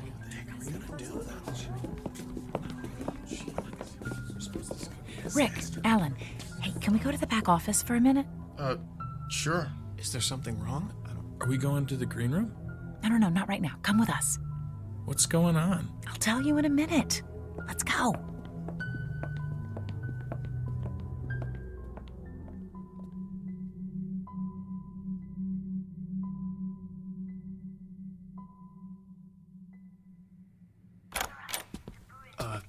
Diane? What? I'm still not sure I believe in jinxes, but it seems like something strange is going on here. Oh, good. The monitor's on. We'll be able to tell when they're done. Babe, you want to tell us what this is about? Remember what I said about protection spells? Well, we need to cast one. And soon, before anyone else gets hurt.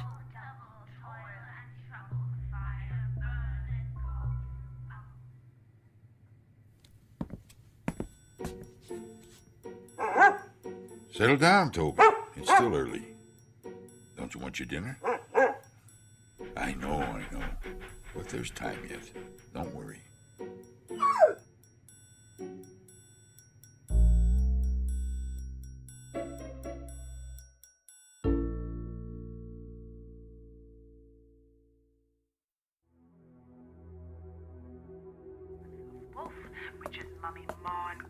I think we should do it tomorrow night if we can, before we get an audience in here. You're starting to weird me out a little, Diane. Phil, she might be right. What? Think about it. Lindsay could have been killed. Maybe somebody will be next time. There are a whole lot of things you don't want to have happen when you've got a stage full of people. Exactly. And that's another thing. If I am right, this is going to get even worse, because the witches' scenes are going to be rehearsed so much more now with Laureen taking over Lindsay's part. Are you sure you can do this? Cast a spell and make it work? Yes. Yes, if you'll help me. I don't know how much help I'll be, but I'm not gonna let you try this by yourself. Count me in. Me too, then. But I'm still a little weirded out, you know? I know. Okay, I think they're finished. We'd better go. All we have to do is find a way to have the place to ourselves for a little while after the rehearsal tomorrow night. And it'll be okay. I'm sure of it.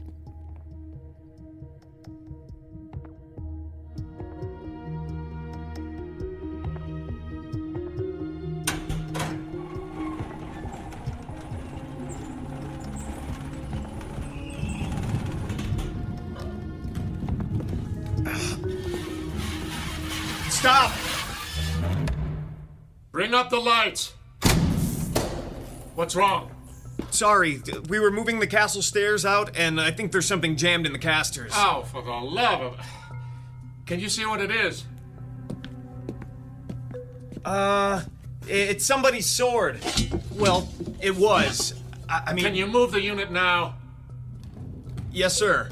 All right, get it into place. Rick. Yes, Mr. Galvin. Bring the drop in.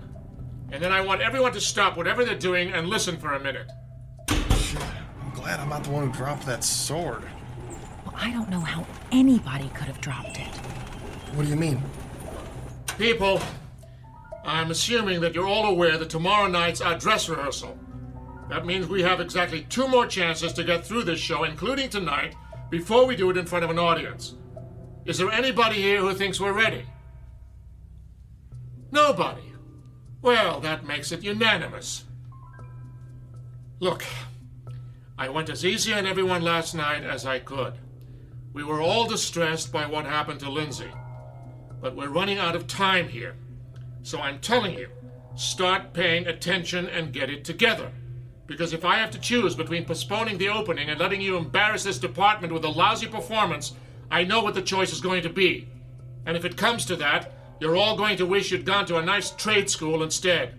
Do I make myself clear? Yes, sir. Yes, sir. Good. We'll pick up where we stopped. Emily? Places for the top of 5-1. Lights 78. Stand by. And go. I have 2 nights watched with you. but can perceive no truth in That sword shouldn't have been there. I think everybody would agree with you. No, that's not what I mean. They're only brought out for the fight scenes, Mr. Galvin insisted. Rise from her bed, throw her nightgown upon her, unlock her closet. Well, somebody must have been goofing around. It couldn't have gotten there all by itself, right? I don't think I have an answer to that. Well, not one I want to think about right now anyway. And besides, we have to talk about it later. My entrance is coming up. Just go out there and break a leg, then. But not really, okay? Huh? I'll do my best.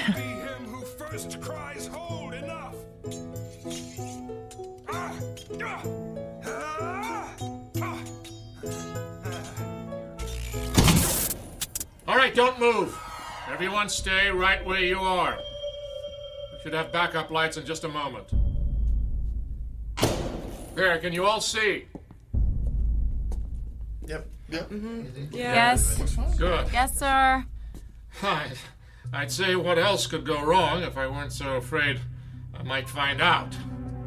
So, here's what we're going to do.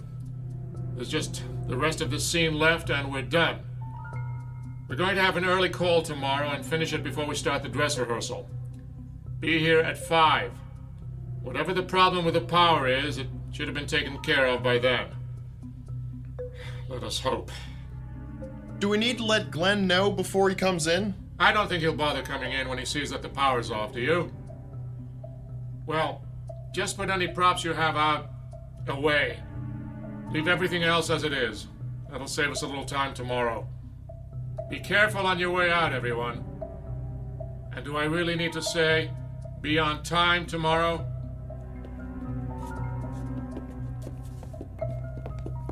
Rick, I'm gonna wait behind the castle drop. Can you catch up with Phil and Alan and bring them back here? I think we finally caught a break, if nobody notices that we've stayed. Well, I don't think we'll get a better chance than this. Okay, but be quiet. Mr. Galvin may come back through to make sure everybody's gone.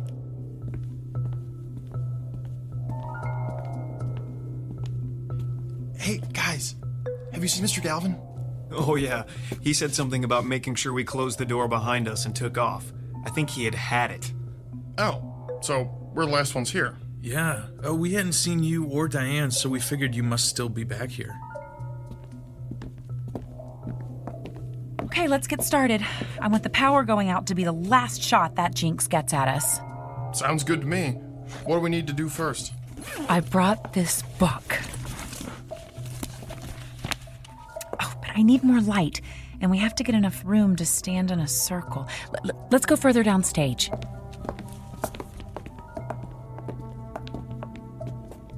Okay, this is good. In a circle, about an arm's length apart. Just one thing.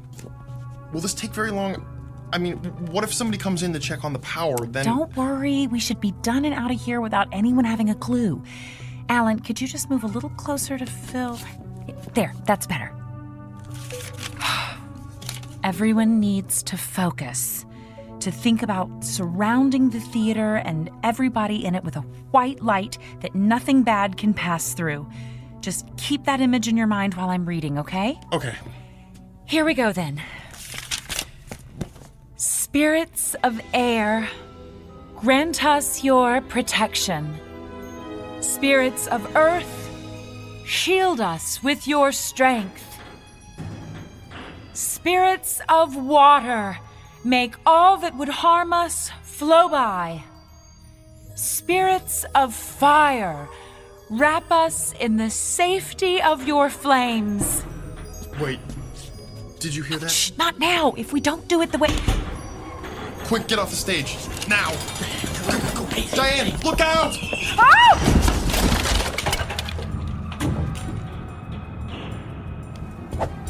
Ow. Come on, babe. You've got to get up. Ow! We need to get out of here. I can't. It's all right, Diane. We'll help you. You can do it. Oh! Diane, something really bad is happening. We can't stay here. My side hurts. I think she's bleeding. Oh! We'll have to carry her then. Let's just pick her up. Help! Hey, the lights are...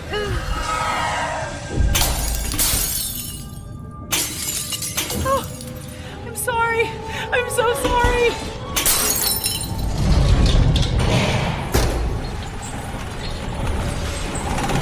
Hold!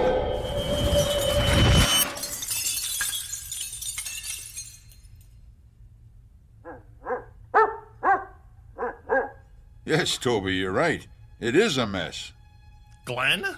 How did you... Later, Rick. But right now, there's some cleaning up to do.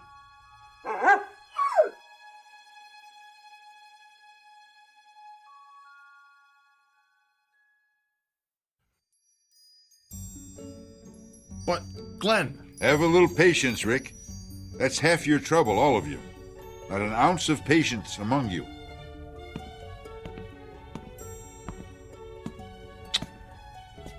What have you been up to, Diane? Glenn, I got hurt. Yes, I can see that. Looks as though a piece of that wall flat caught you on the side when you fell. Glenn, can you help us get her to a hospital? No need for that. Just... there. What do you mean? She's... What was that? Easy, easy. It doesn't hurt now, does it? No, it doesn't. She must be going into shock. We need... Silence! I'm sorry, I just don't have time to argue right now. Come on, Toby. What was that all about? I couldn't talk. Couldn't make a sound. Rick, could you help me up, please? No. Babe, don't try to stand up. But I'm fine. See? A little quiet, please. Thank you. All that is broken, be whole again. Look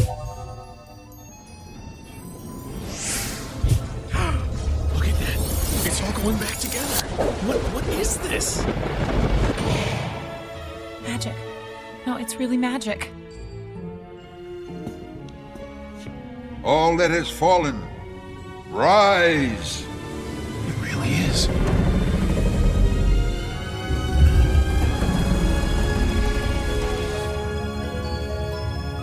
All that has been disturbed, return to your proper place. And all that is unwanted here, be gone. So is my will. So mote it be.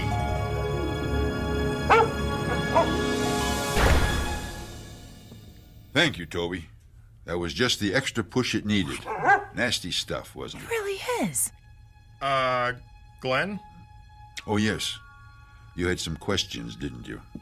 Well, I have a few to ask you first.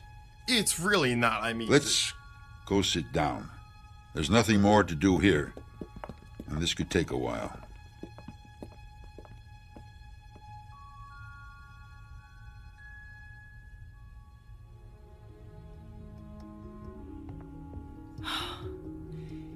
And that's all I was trying to do.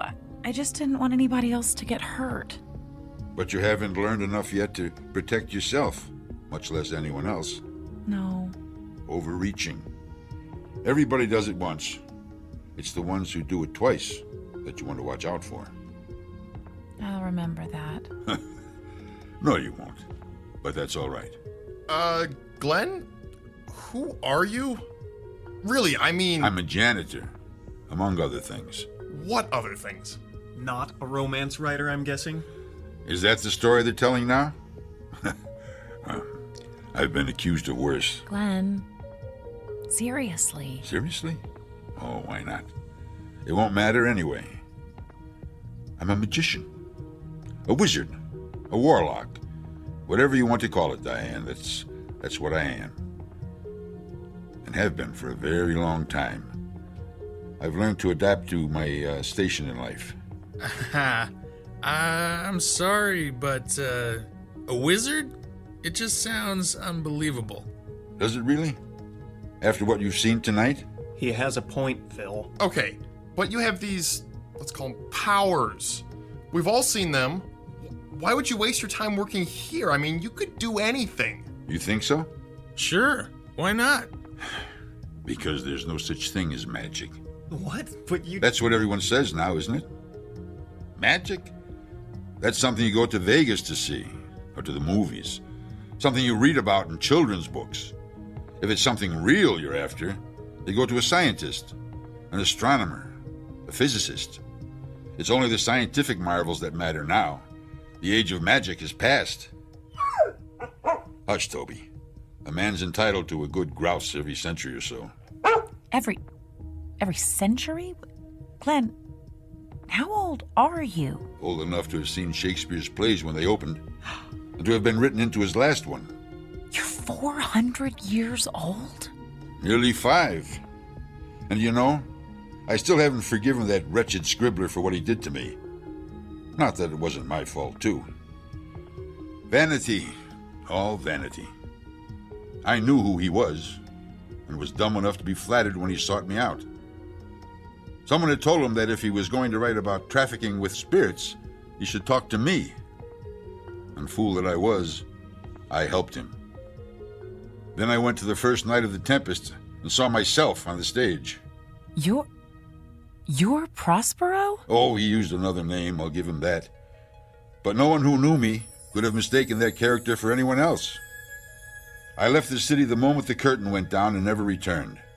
It wasn't easy, but I did it. Made a new life in the colonies.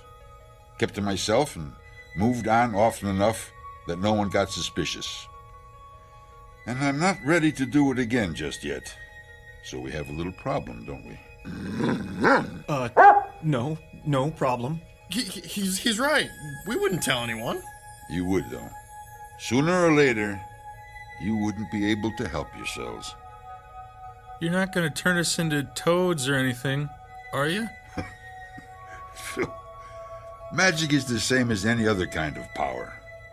You don't use any more of it than you need to get the results you want. Toads. Well, what are you going to do? Just a little thing. Forget.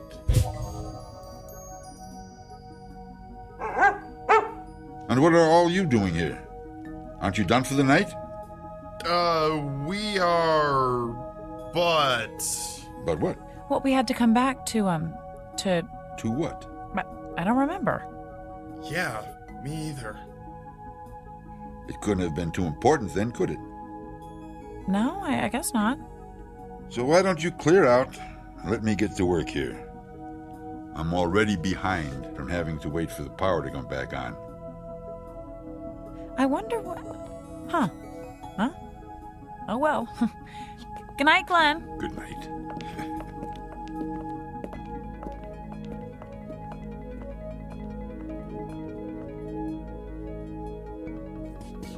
Toby, I think we've done a good night's work already. What do you say we do this the easy way? Just this once.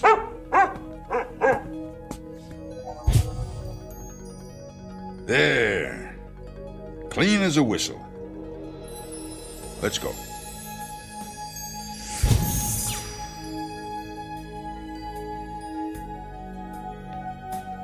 Exit stage right. A janitor and his faithful dog. Both good actors who know very well how to play the parts the world around them expects, and how to slip into very different roles when a casting call comes from the Twilight Zone.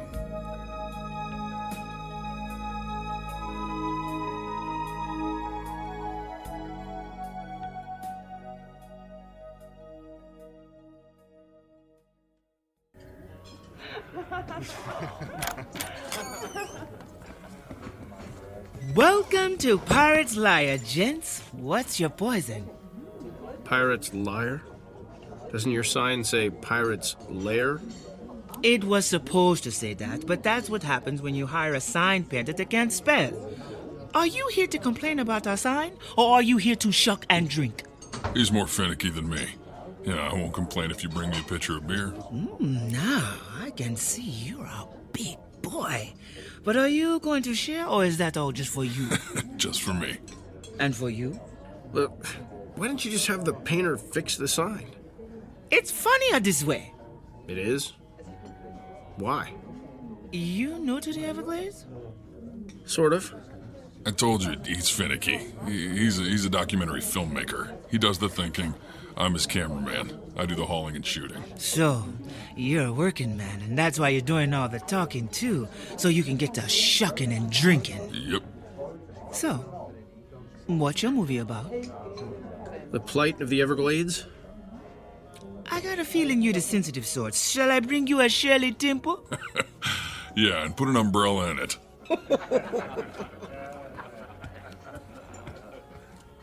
Thank you very much for blowing my cover. What do you mean? No one knows you're here. I'm here to get a story. Now that all the locals know I'm a reporter, everybody's gonna clam up. That's a good one. What's so funny? Clam up. We're in a clam bar. You do have a sense of humor. Yeah, I surprise myself sometimes. Now, what's so funny about Pirate's Liar? Would you trust a pirate to tell the truth? No. The sign painter made a mistake. That was the truth when he called this place Pirate's Liar. All pirates are liars. They have to be so nobody finds their buried treasure. If that's true, then why does our place map have a treasure map on it? Your placemat has a treasure map on it, so you'll have the directions on how to find this place in case you want to come back. Here's your Shirley Temple. Yep. Here's your pitcher of beer. Any other questions? Yeah. What smells like fish? Me. I'm a fishmonger. I do a lot of shucking. Personally, I find that smell refreshing on a woman.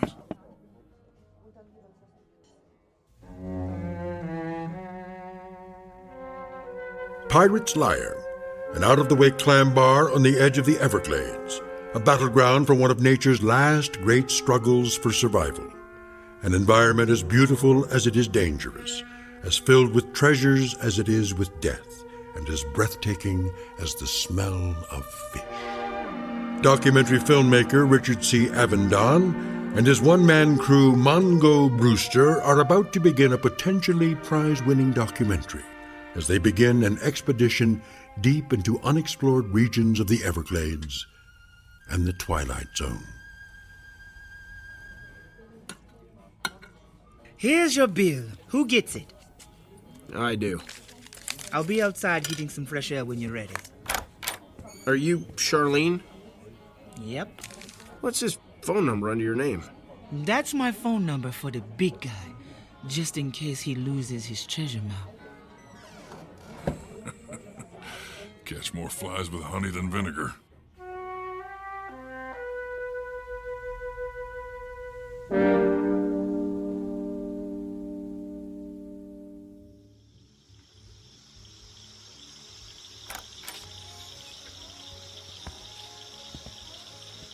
That was one great dinner. And, thanks for the wonderful service. And thank you for the wonderful tip the big guy told you to leave. So, what are you boys looking for? He's looking. I'm just carrying the baggage for him. You afraid of me? No, I just don't know where to begin. Well, I'll give you a hint. Just take a second and listen. What am I listening to? Nature. It's out there calling your name. Listen. Hear that clicking sound? Yeah. Insects? Lizards? Anyway, it's frogs crushing insects' bodies. They crush those hard little shells and bony spines by the million an hour.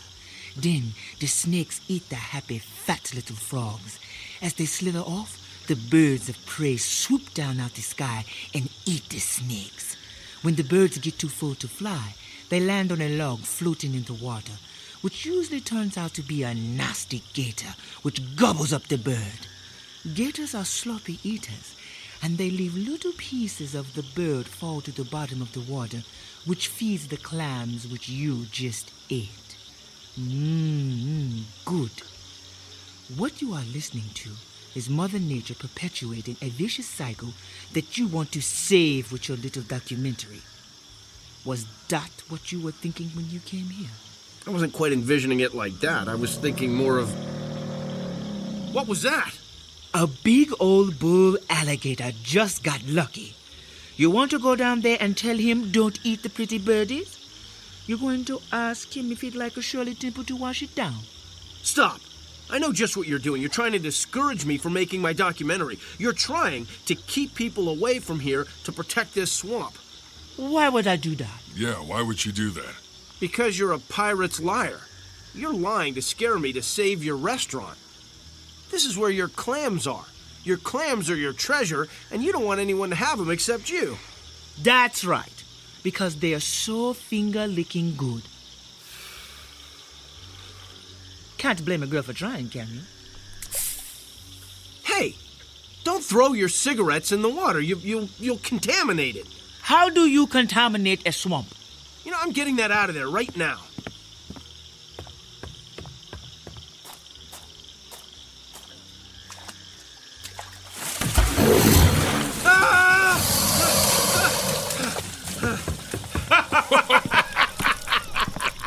Don't say I didn't warn you. Still think I'm a liar?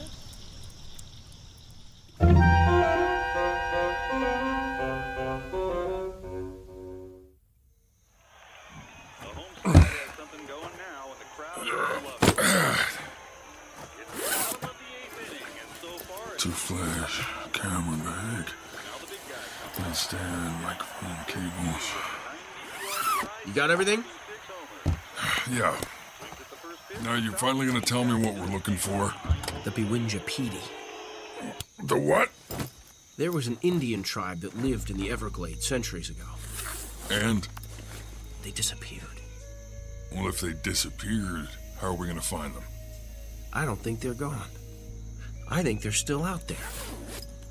That sounds like a story right out of Pirate's Liar. You're right.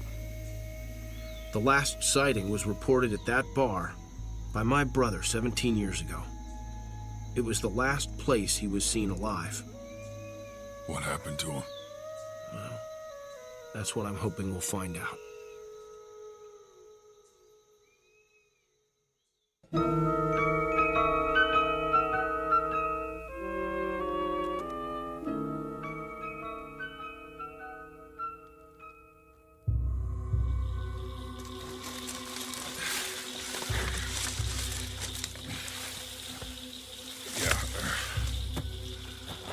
It's getting late.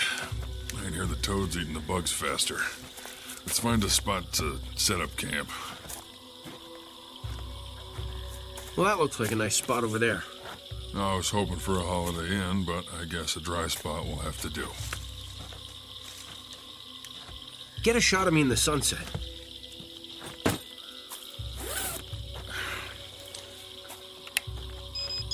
There. All right, are you gonna say anything? No, I want some brooding shots. Pensive stuff to show my inner feelings. Your nose is shiny. You want me to powder you down? Nah, real is good here. I want me to look like I'm suffering on my first leg of the journey. Capture me ignoring the suffering because I care so deeply. Sure. Move a little to the right. Like this? Yeah, that's good. Now, care more. How's this? You look constipated. Well, how about now? That's cliche ennui. Maybe you didn't suffer enough today. Let's just forget it. The moment isn't right. Let's set up camp.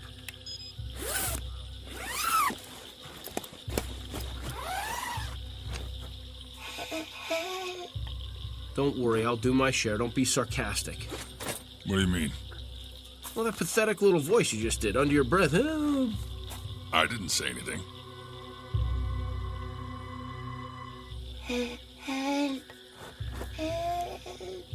Well, there it is again. It's coming from that itty-bitty hole in the dead cypress.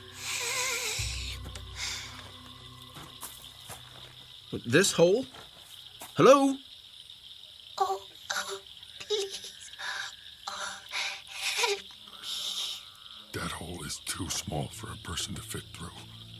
Please put string into the hole so I can grab it. I'm stuck. How about a shoelace? What's a shoelace?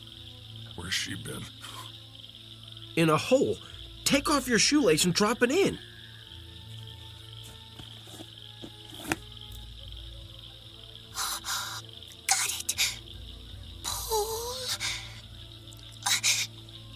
Hold on. Be careful. Oh. Yes. At last, I'm free. Thank you. It's... What is it? Get the camera. What? Who are you? I am the Princess Beewinjapeedee. You're only 2 inches tall. Oh, that's because I'm wasting away. Quickly, feed me. Are you getting this? Yeah. Give her jerky from my backpack before she starves to death. Do you see how small she is? How's she gonna eat jerky? We need baby food. Wait. You know what? I've got some yogurt. I'm dying. Help! Here. Here's some yogurt. Eat. Oh, you. What is that? I want meat. I want meat. Here, take some jerky.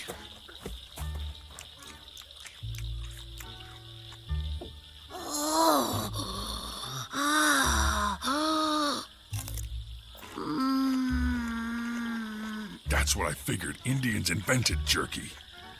You're crazy. Jerky was invented by a second-generation German guy in Milwaukee. I did a documentary about it. Good. I want more.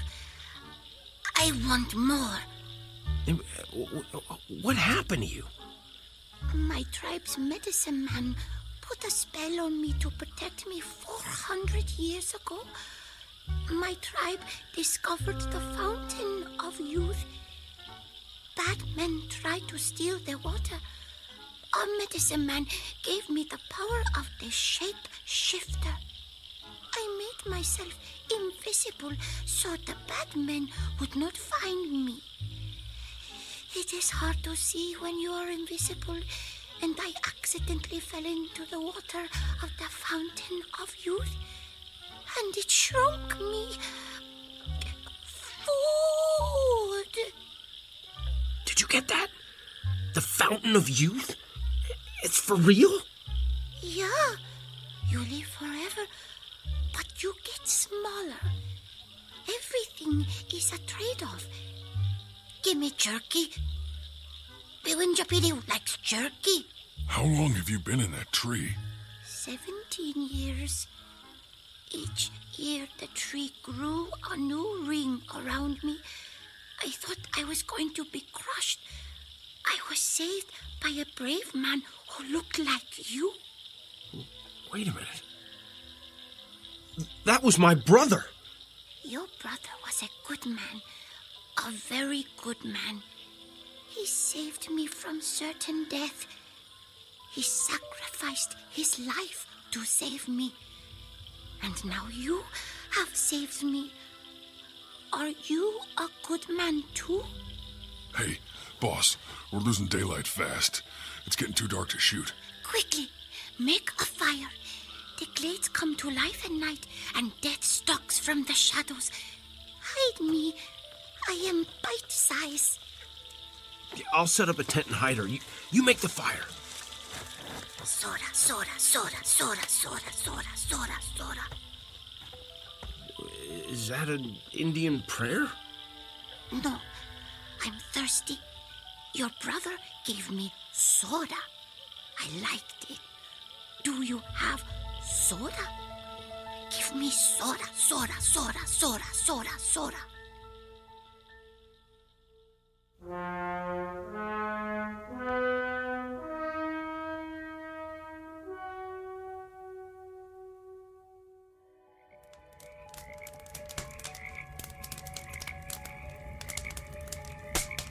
All right. Now we have campfires all around us. We should be safe. This is like sleeping in a zoo at night, except the animals are loose and we're in a cage and can't close the door. How did she survive out here? Well, the Lone Ranger always asks Tonto what to do. Indians always seem to have a sense of how to get in touch with nature. But she's dead asleep. She's full of jerky and soda. I don't think she's going to be in touch with anything tonight. Maybe we better put her between us to keep her safe. Good idea. Good night. Good night.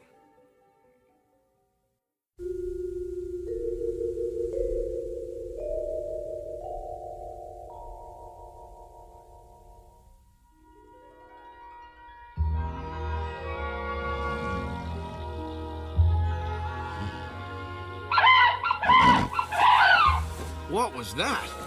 I don't know, but I heard it too. I guess we're still alive. Where's the little princess? Still under the covers. What did you put around her? Nothing. Whoa.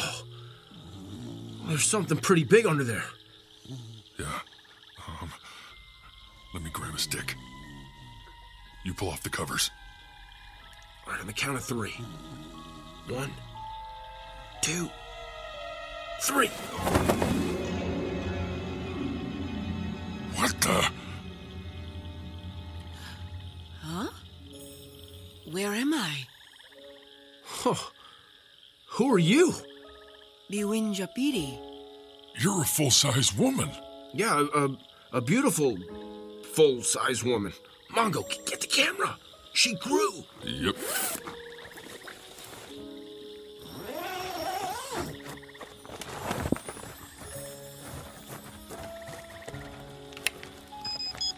Let me stand next to her. Am I in frame? Okay. This is the 2-inch tall woman we filmed last night. Now she is taller than me. Wait. How do we know you aren't someone else? I still have his shoelace. Yeah, it's not good enough. Like, you could have mugged the little princess and took it. Okay, wait a minute. All right, I've been careful not to mention my brother's name to you. What is it? Your brother's name was Eugene. That's right. God, this is insane. You grew to 6 foot overnight? Are you going to continue to grow? No. Each time I emerge from hibernation, I rehydrate, and I always grow back to the same size I was before I was enchanted. Then what? Then a member of my tribe arrives to equip me for my journey, during which I pay respects to all my ancestors. Look! Charlie! Charlie! Oh, Charlie! Now what? What is that? I think it's one of those airboat things. Yeah, well, it's heading right toward us. Hello, princess! Film this. He's wearing a Hawaiian shirt. Film it! Looks like it just came from a Jimmy Buffett concert. Welcome! Are you a visitor from the past? No. I'm Charlie. I see you found Beewinjapeedee. Charlie, did you bring my talisman? Yeah. And I brought some carry-out from Pirate's Lair. Hey, big guy. Charlene is sweet on you. I know. She gave me a map. She also gave you a lobster sandwich and some calamari. Me, she charges. You get it free, big guy. Here. Who are you, and why are you here? I told you, my name is Charlie. There's not much work for Indians, so I make deliveries for Pirate's Lair because I know the glades. Yeah, I gotta go. Charlene keep me on a short rope. Hey, wait, come back! What is going on here?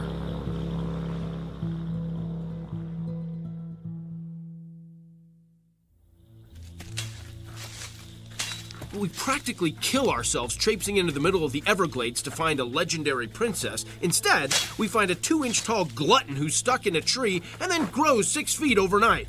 Then an Indian, who delivers carry-out to the middle of nowhere in an airboat, gives her a magic talisman and then takes off without warning and strands us. I mean, this all seems mighty strange to me. 17 years ago, my brother died out here. I want some answers. Is there any more jerky left? No! Tell me how my brother died. The Everglades claimed him, just like they have claimed me. We are both part of the Everglades forever. Yeah, but my brother is dead, and you are alive. This is because the Everglades chose to give me the gift of eternal youth. But they also have taken my life. What does that mean? My tribe is gone. My parents, grandparents, brothers, sisters, husband, and friends died centuries ago. I am eternally alone, struggling each day to remain alive. Your brother, like you, sought to find me. I never asked for that or wished for that. He discovered my hiding place and learned how I could hibernate and live off my own body like a bear, but much longer. I filmed a special about bears. We roused one from hibernation and it wasn't such a good idea. Leave a sleeping dog lie. What are you saying? That my brother woke an animal?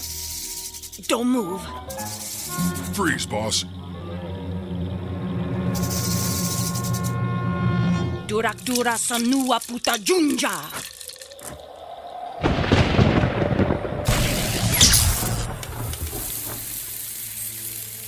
Whoa.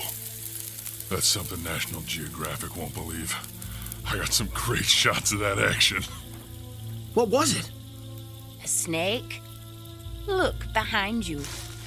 Ah! Oh. That thing is 4 feet long. How did you kill it? My magic talisman. It keeps me safe. Well, you didn't have one when we found you. Just before I hibernate, my body absorbs the chemicals from the talisman to keep me alive. Will you help me reach my hiding place for the next 17 years? Can we film it? Yes. As long as you never reveal where I am. Deal. Let's go.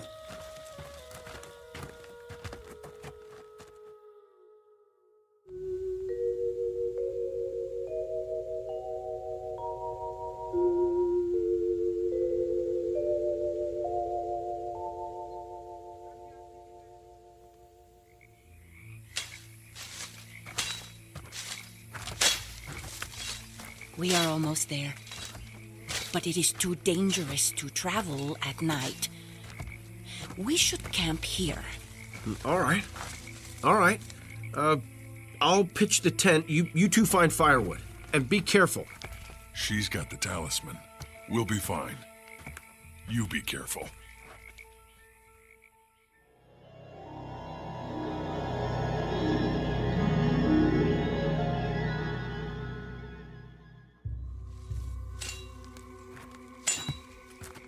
Hey, there's some dead brush over there. It'd be good for starting a fire.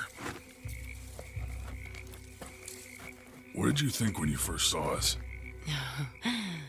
You reminded me of my husband, a tall, strong warrior. You didn't think I looked like a pack mule? No. I found you attractive.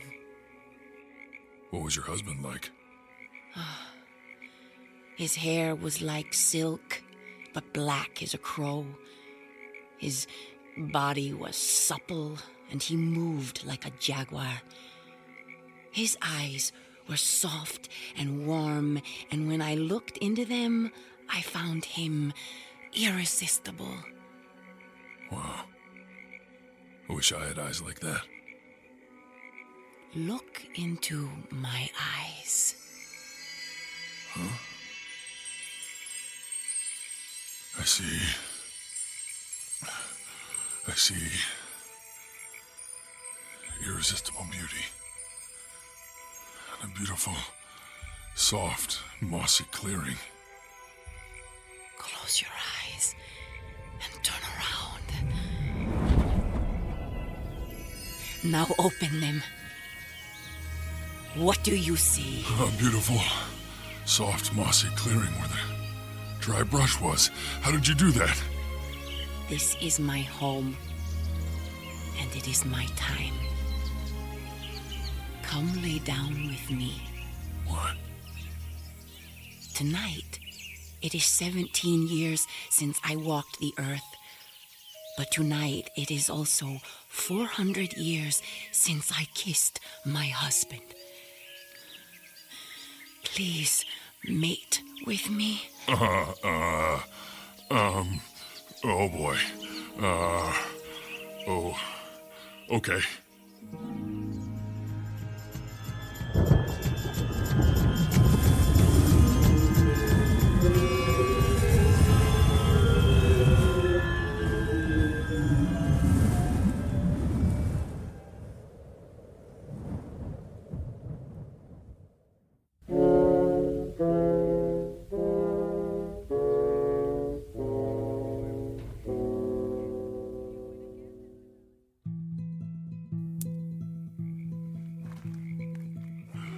Unbelievable. Oh, that was unbelievable. Princess? Where are you, Princess? I'm over here, by the tree. What are you doing over there? You fell asleep. I didn't want to wake you. Hey, I don't know how to say this, but, don't tell Richard what we did. If that is your wish, I don't want to hurt your feelings, but he just wouldn't understand. then he shall never know. Harum dara dum sumanu watum. You just hold your talisman and say a few words and that's it? Yes, relax.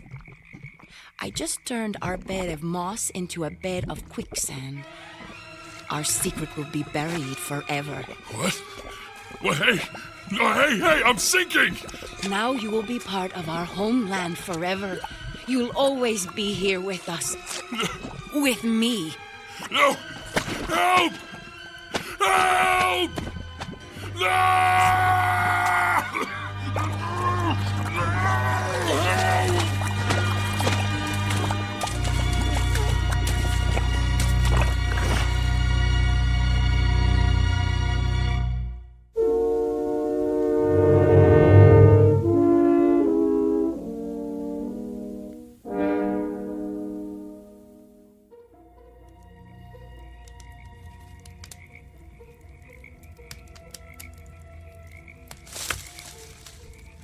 Who's there?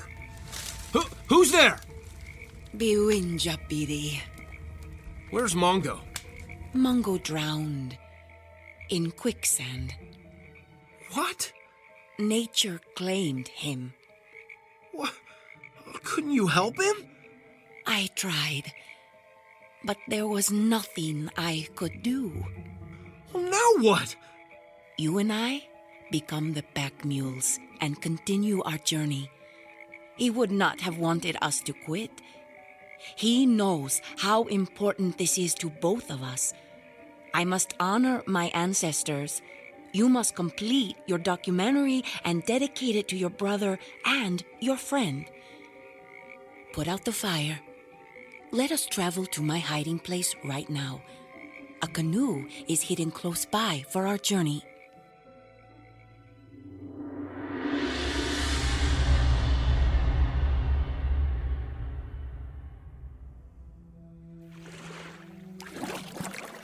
Leave everything in the canoe. You will be leaving shortly.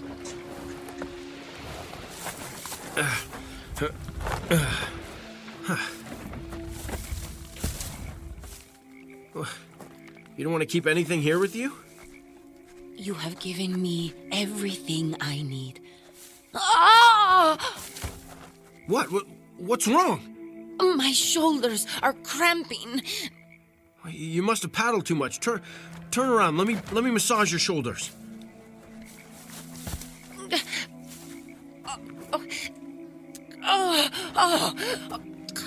It hurts so much. I'll try to be gentle, but you got a lot of swelling. Did something bite you? 2 huge welts are forming on your back. Oh no. The skin is splitting. Oh, good. Good. Oh. Your skin splitting is good?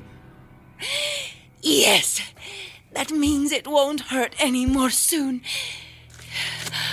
This happens every time I reach full size. Oh. This has happened before? Yes. I hate it, but I love it. You mean like no pain, no gain? No! Watch. This is really something.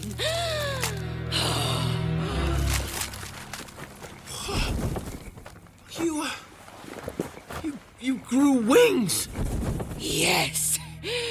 Yes. Aren't they beautiful?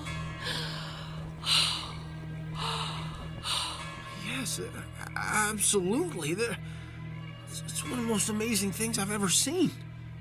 I'm so glad we had moonlight so you could see everything. In moments, I must ascend to there. See? The crook of that ancient cypress? Yes. 17 years is a long time. What will you dream of? Meeting someone as kind and caring as you or your brother when I awake 17 years from now. Without your help, I would never have survived. Quickly, set up the camera. The moonlight is perfect. Set the camera up so the moonlight will shine on me as I ascend to the top of the tree. Imagine how beautiful it will be with the moonbeam sparkling on my gossamer wings. Yeah, it would be an incredible thing to see. We must hurry. But before I go, I must do one last thing. What? I must have a final meal. Something that will last me 17 long years. Princess, I just had a terrible thought. My blood kind of turned cold. Why? You're not gonna eat me, are you? Eat you?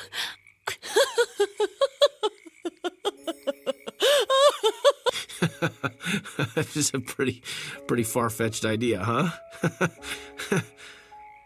Let me put your mind at ease. No, I am not going to eat you. I feel pretty stupid now. Silly me. I just wanted some more jerky and a soda. I love soda. That I can give you. Here. Jerky and soda. It's a special treat I won't have for another 17 years. As I told you, I will survive on my talisman. Start the camera. Okay. All right, and we're rolling. Is the moonlight perfect? Yes. Look, a flock of birds is flying in front of the moon. How beautiful. That is a sign that it is time for me to go. Wow. This is awesome. Goodbye. Goodbye. I'm so sorry. I thought you were going to eat me. Don't be silly, my love. I saved you for my children. What? Those weren't birds crossing the moon, Richard. Like a locust, I reproduce once every 17 years. And those are my hungry babies coming to eat you.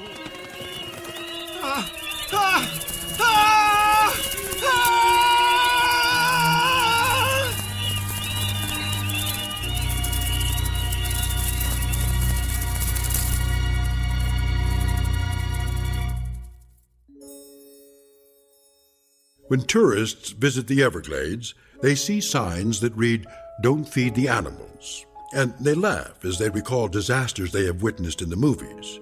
They can't imagine something like that happening in the real world to real people like them. But like all clever predators, Mother Nature is very patient and has a special way of protecting what is hers. And every once in a while, tourists take a step or two off the beaten path and go beyond the boundaries of nature to discover something new and different. So if you do visit the Everglades and see a sign that says, "Don't feed the animals," heed its warning, because Mother Nature always encourages her pets to bite the hand that feeds them. In the Twilight Zone.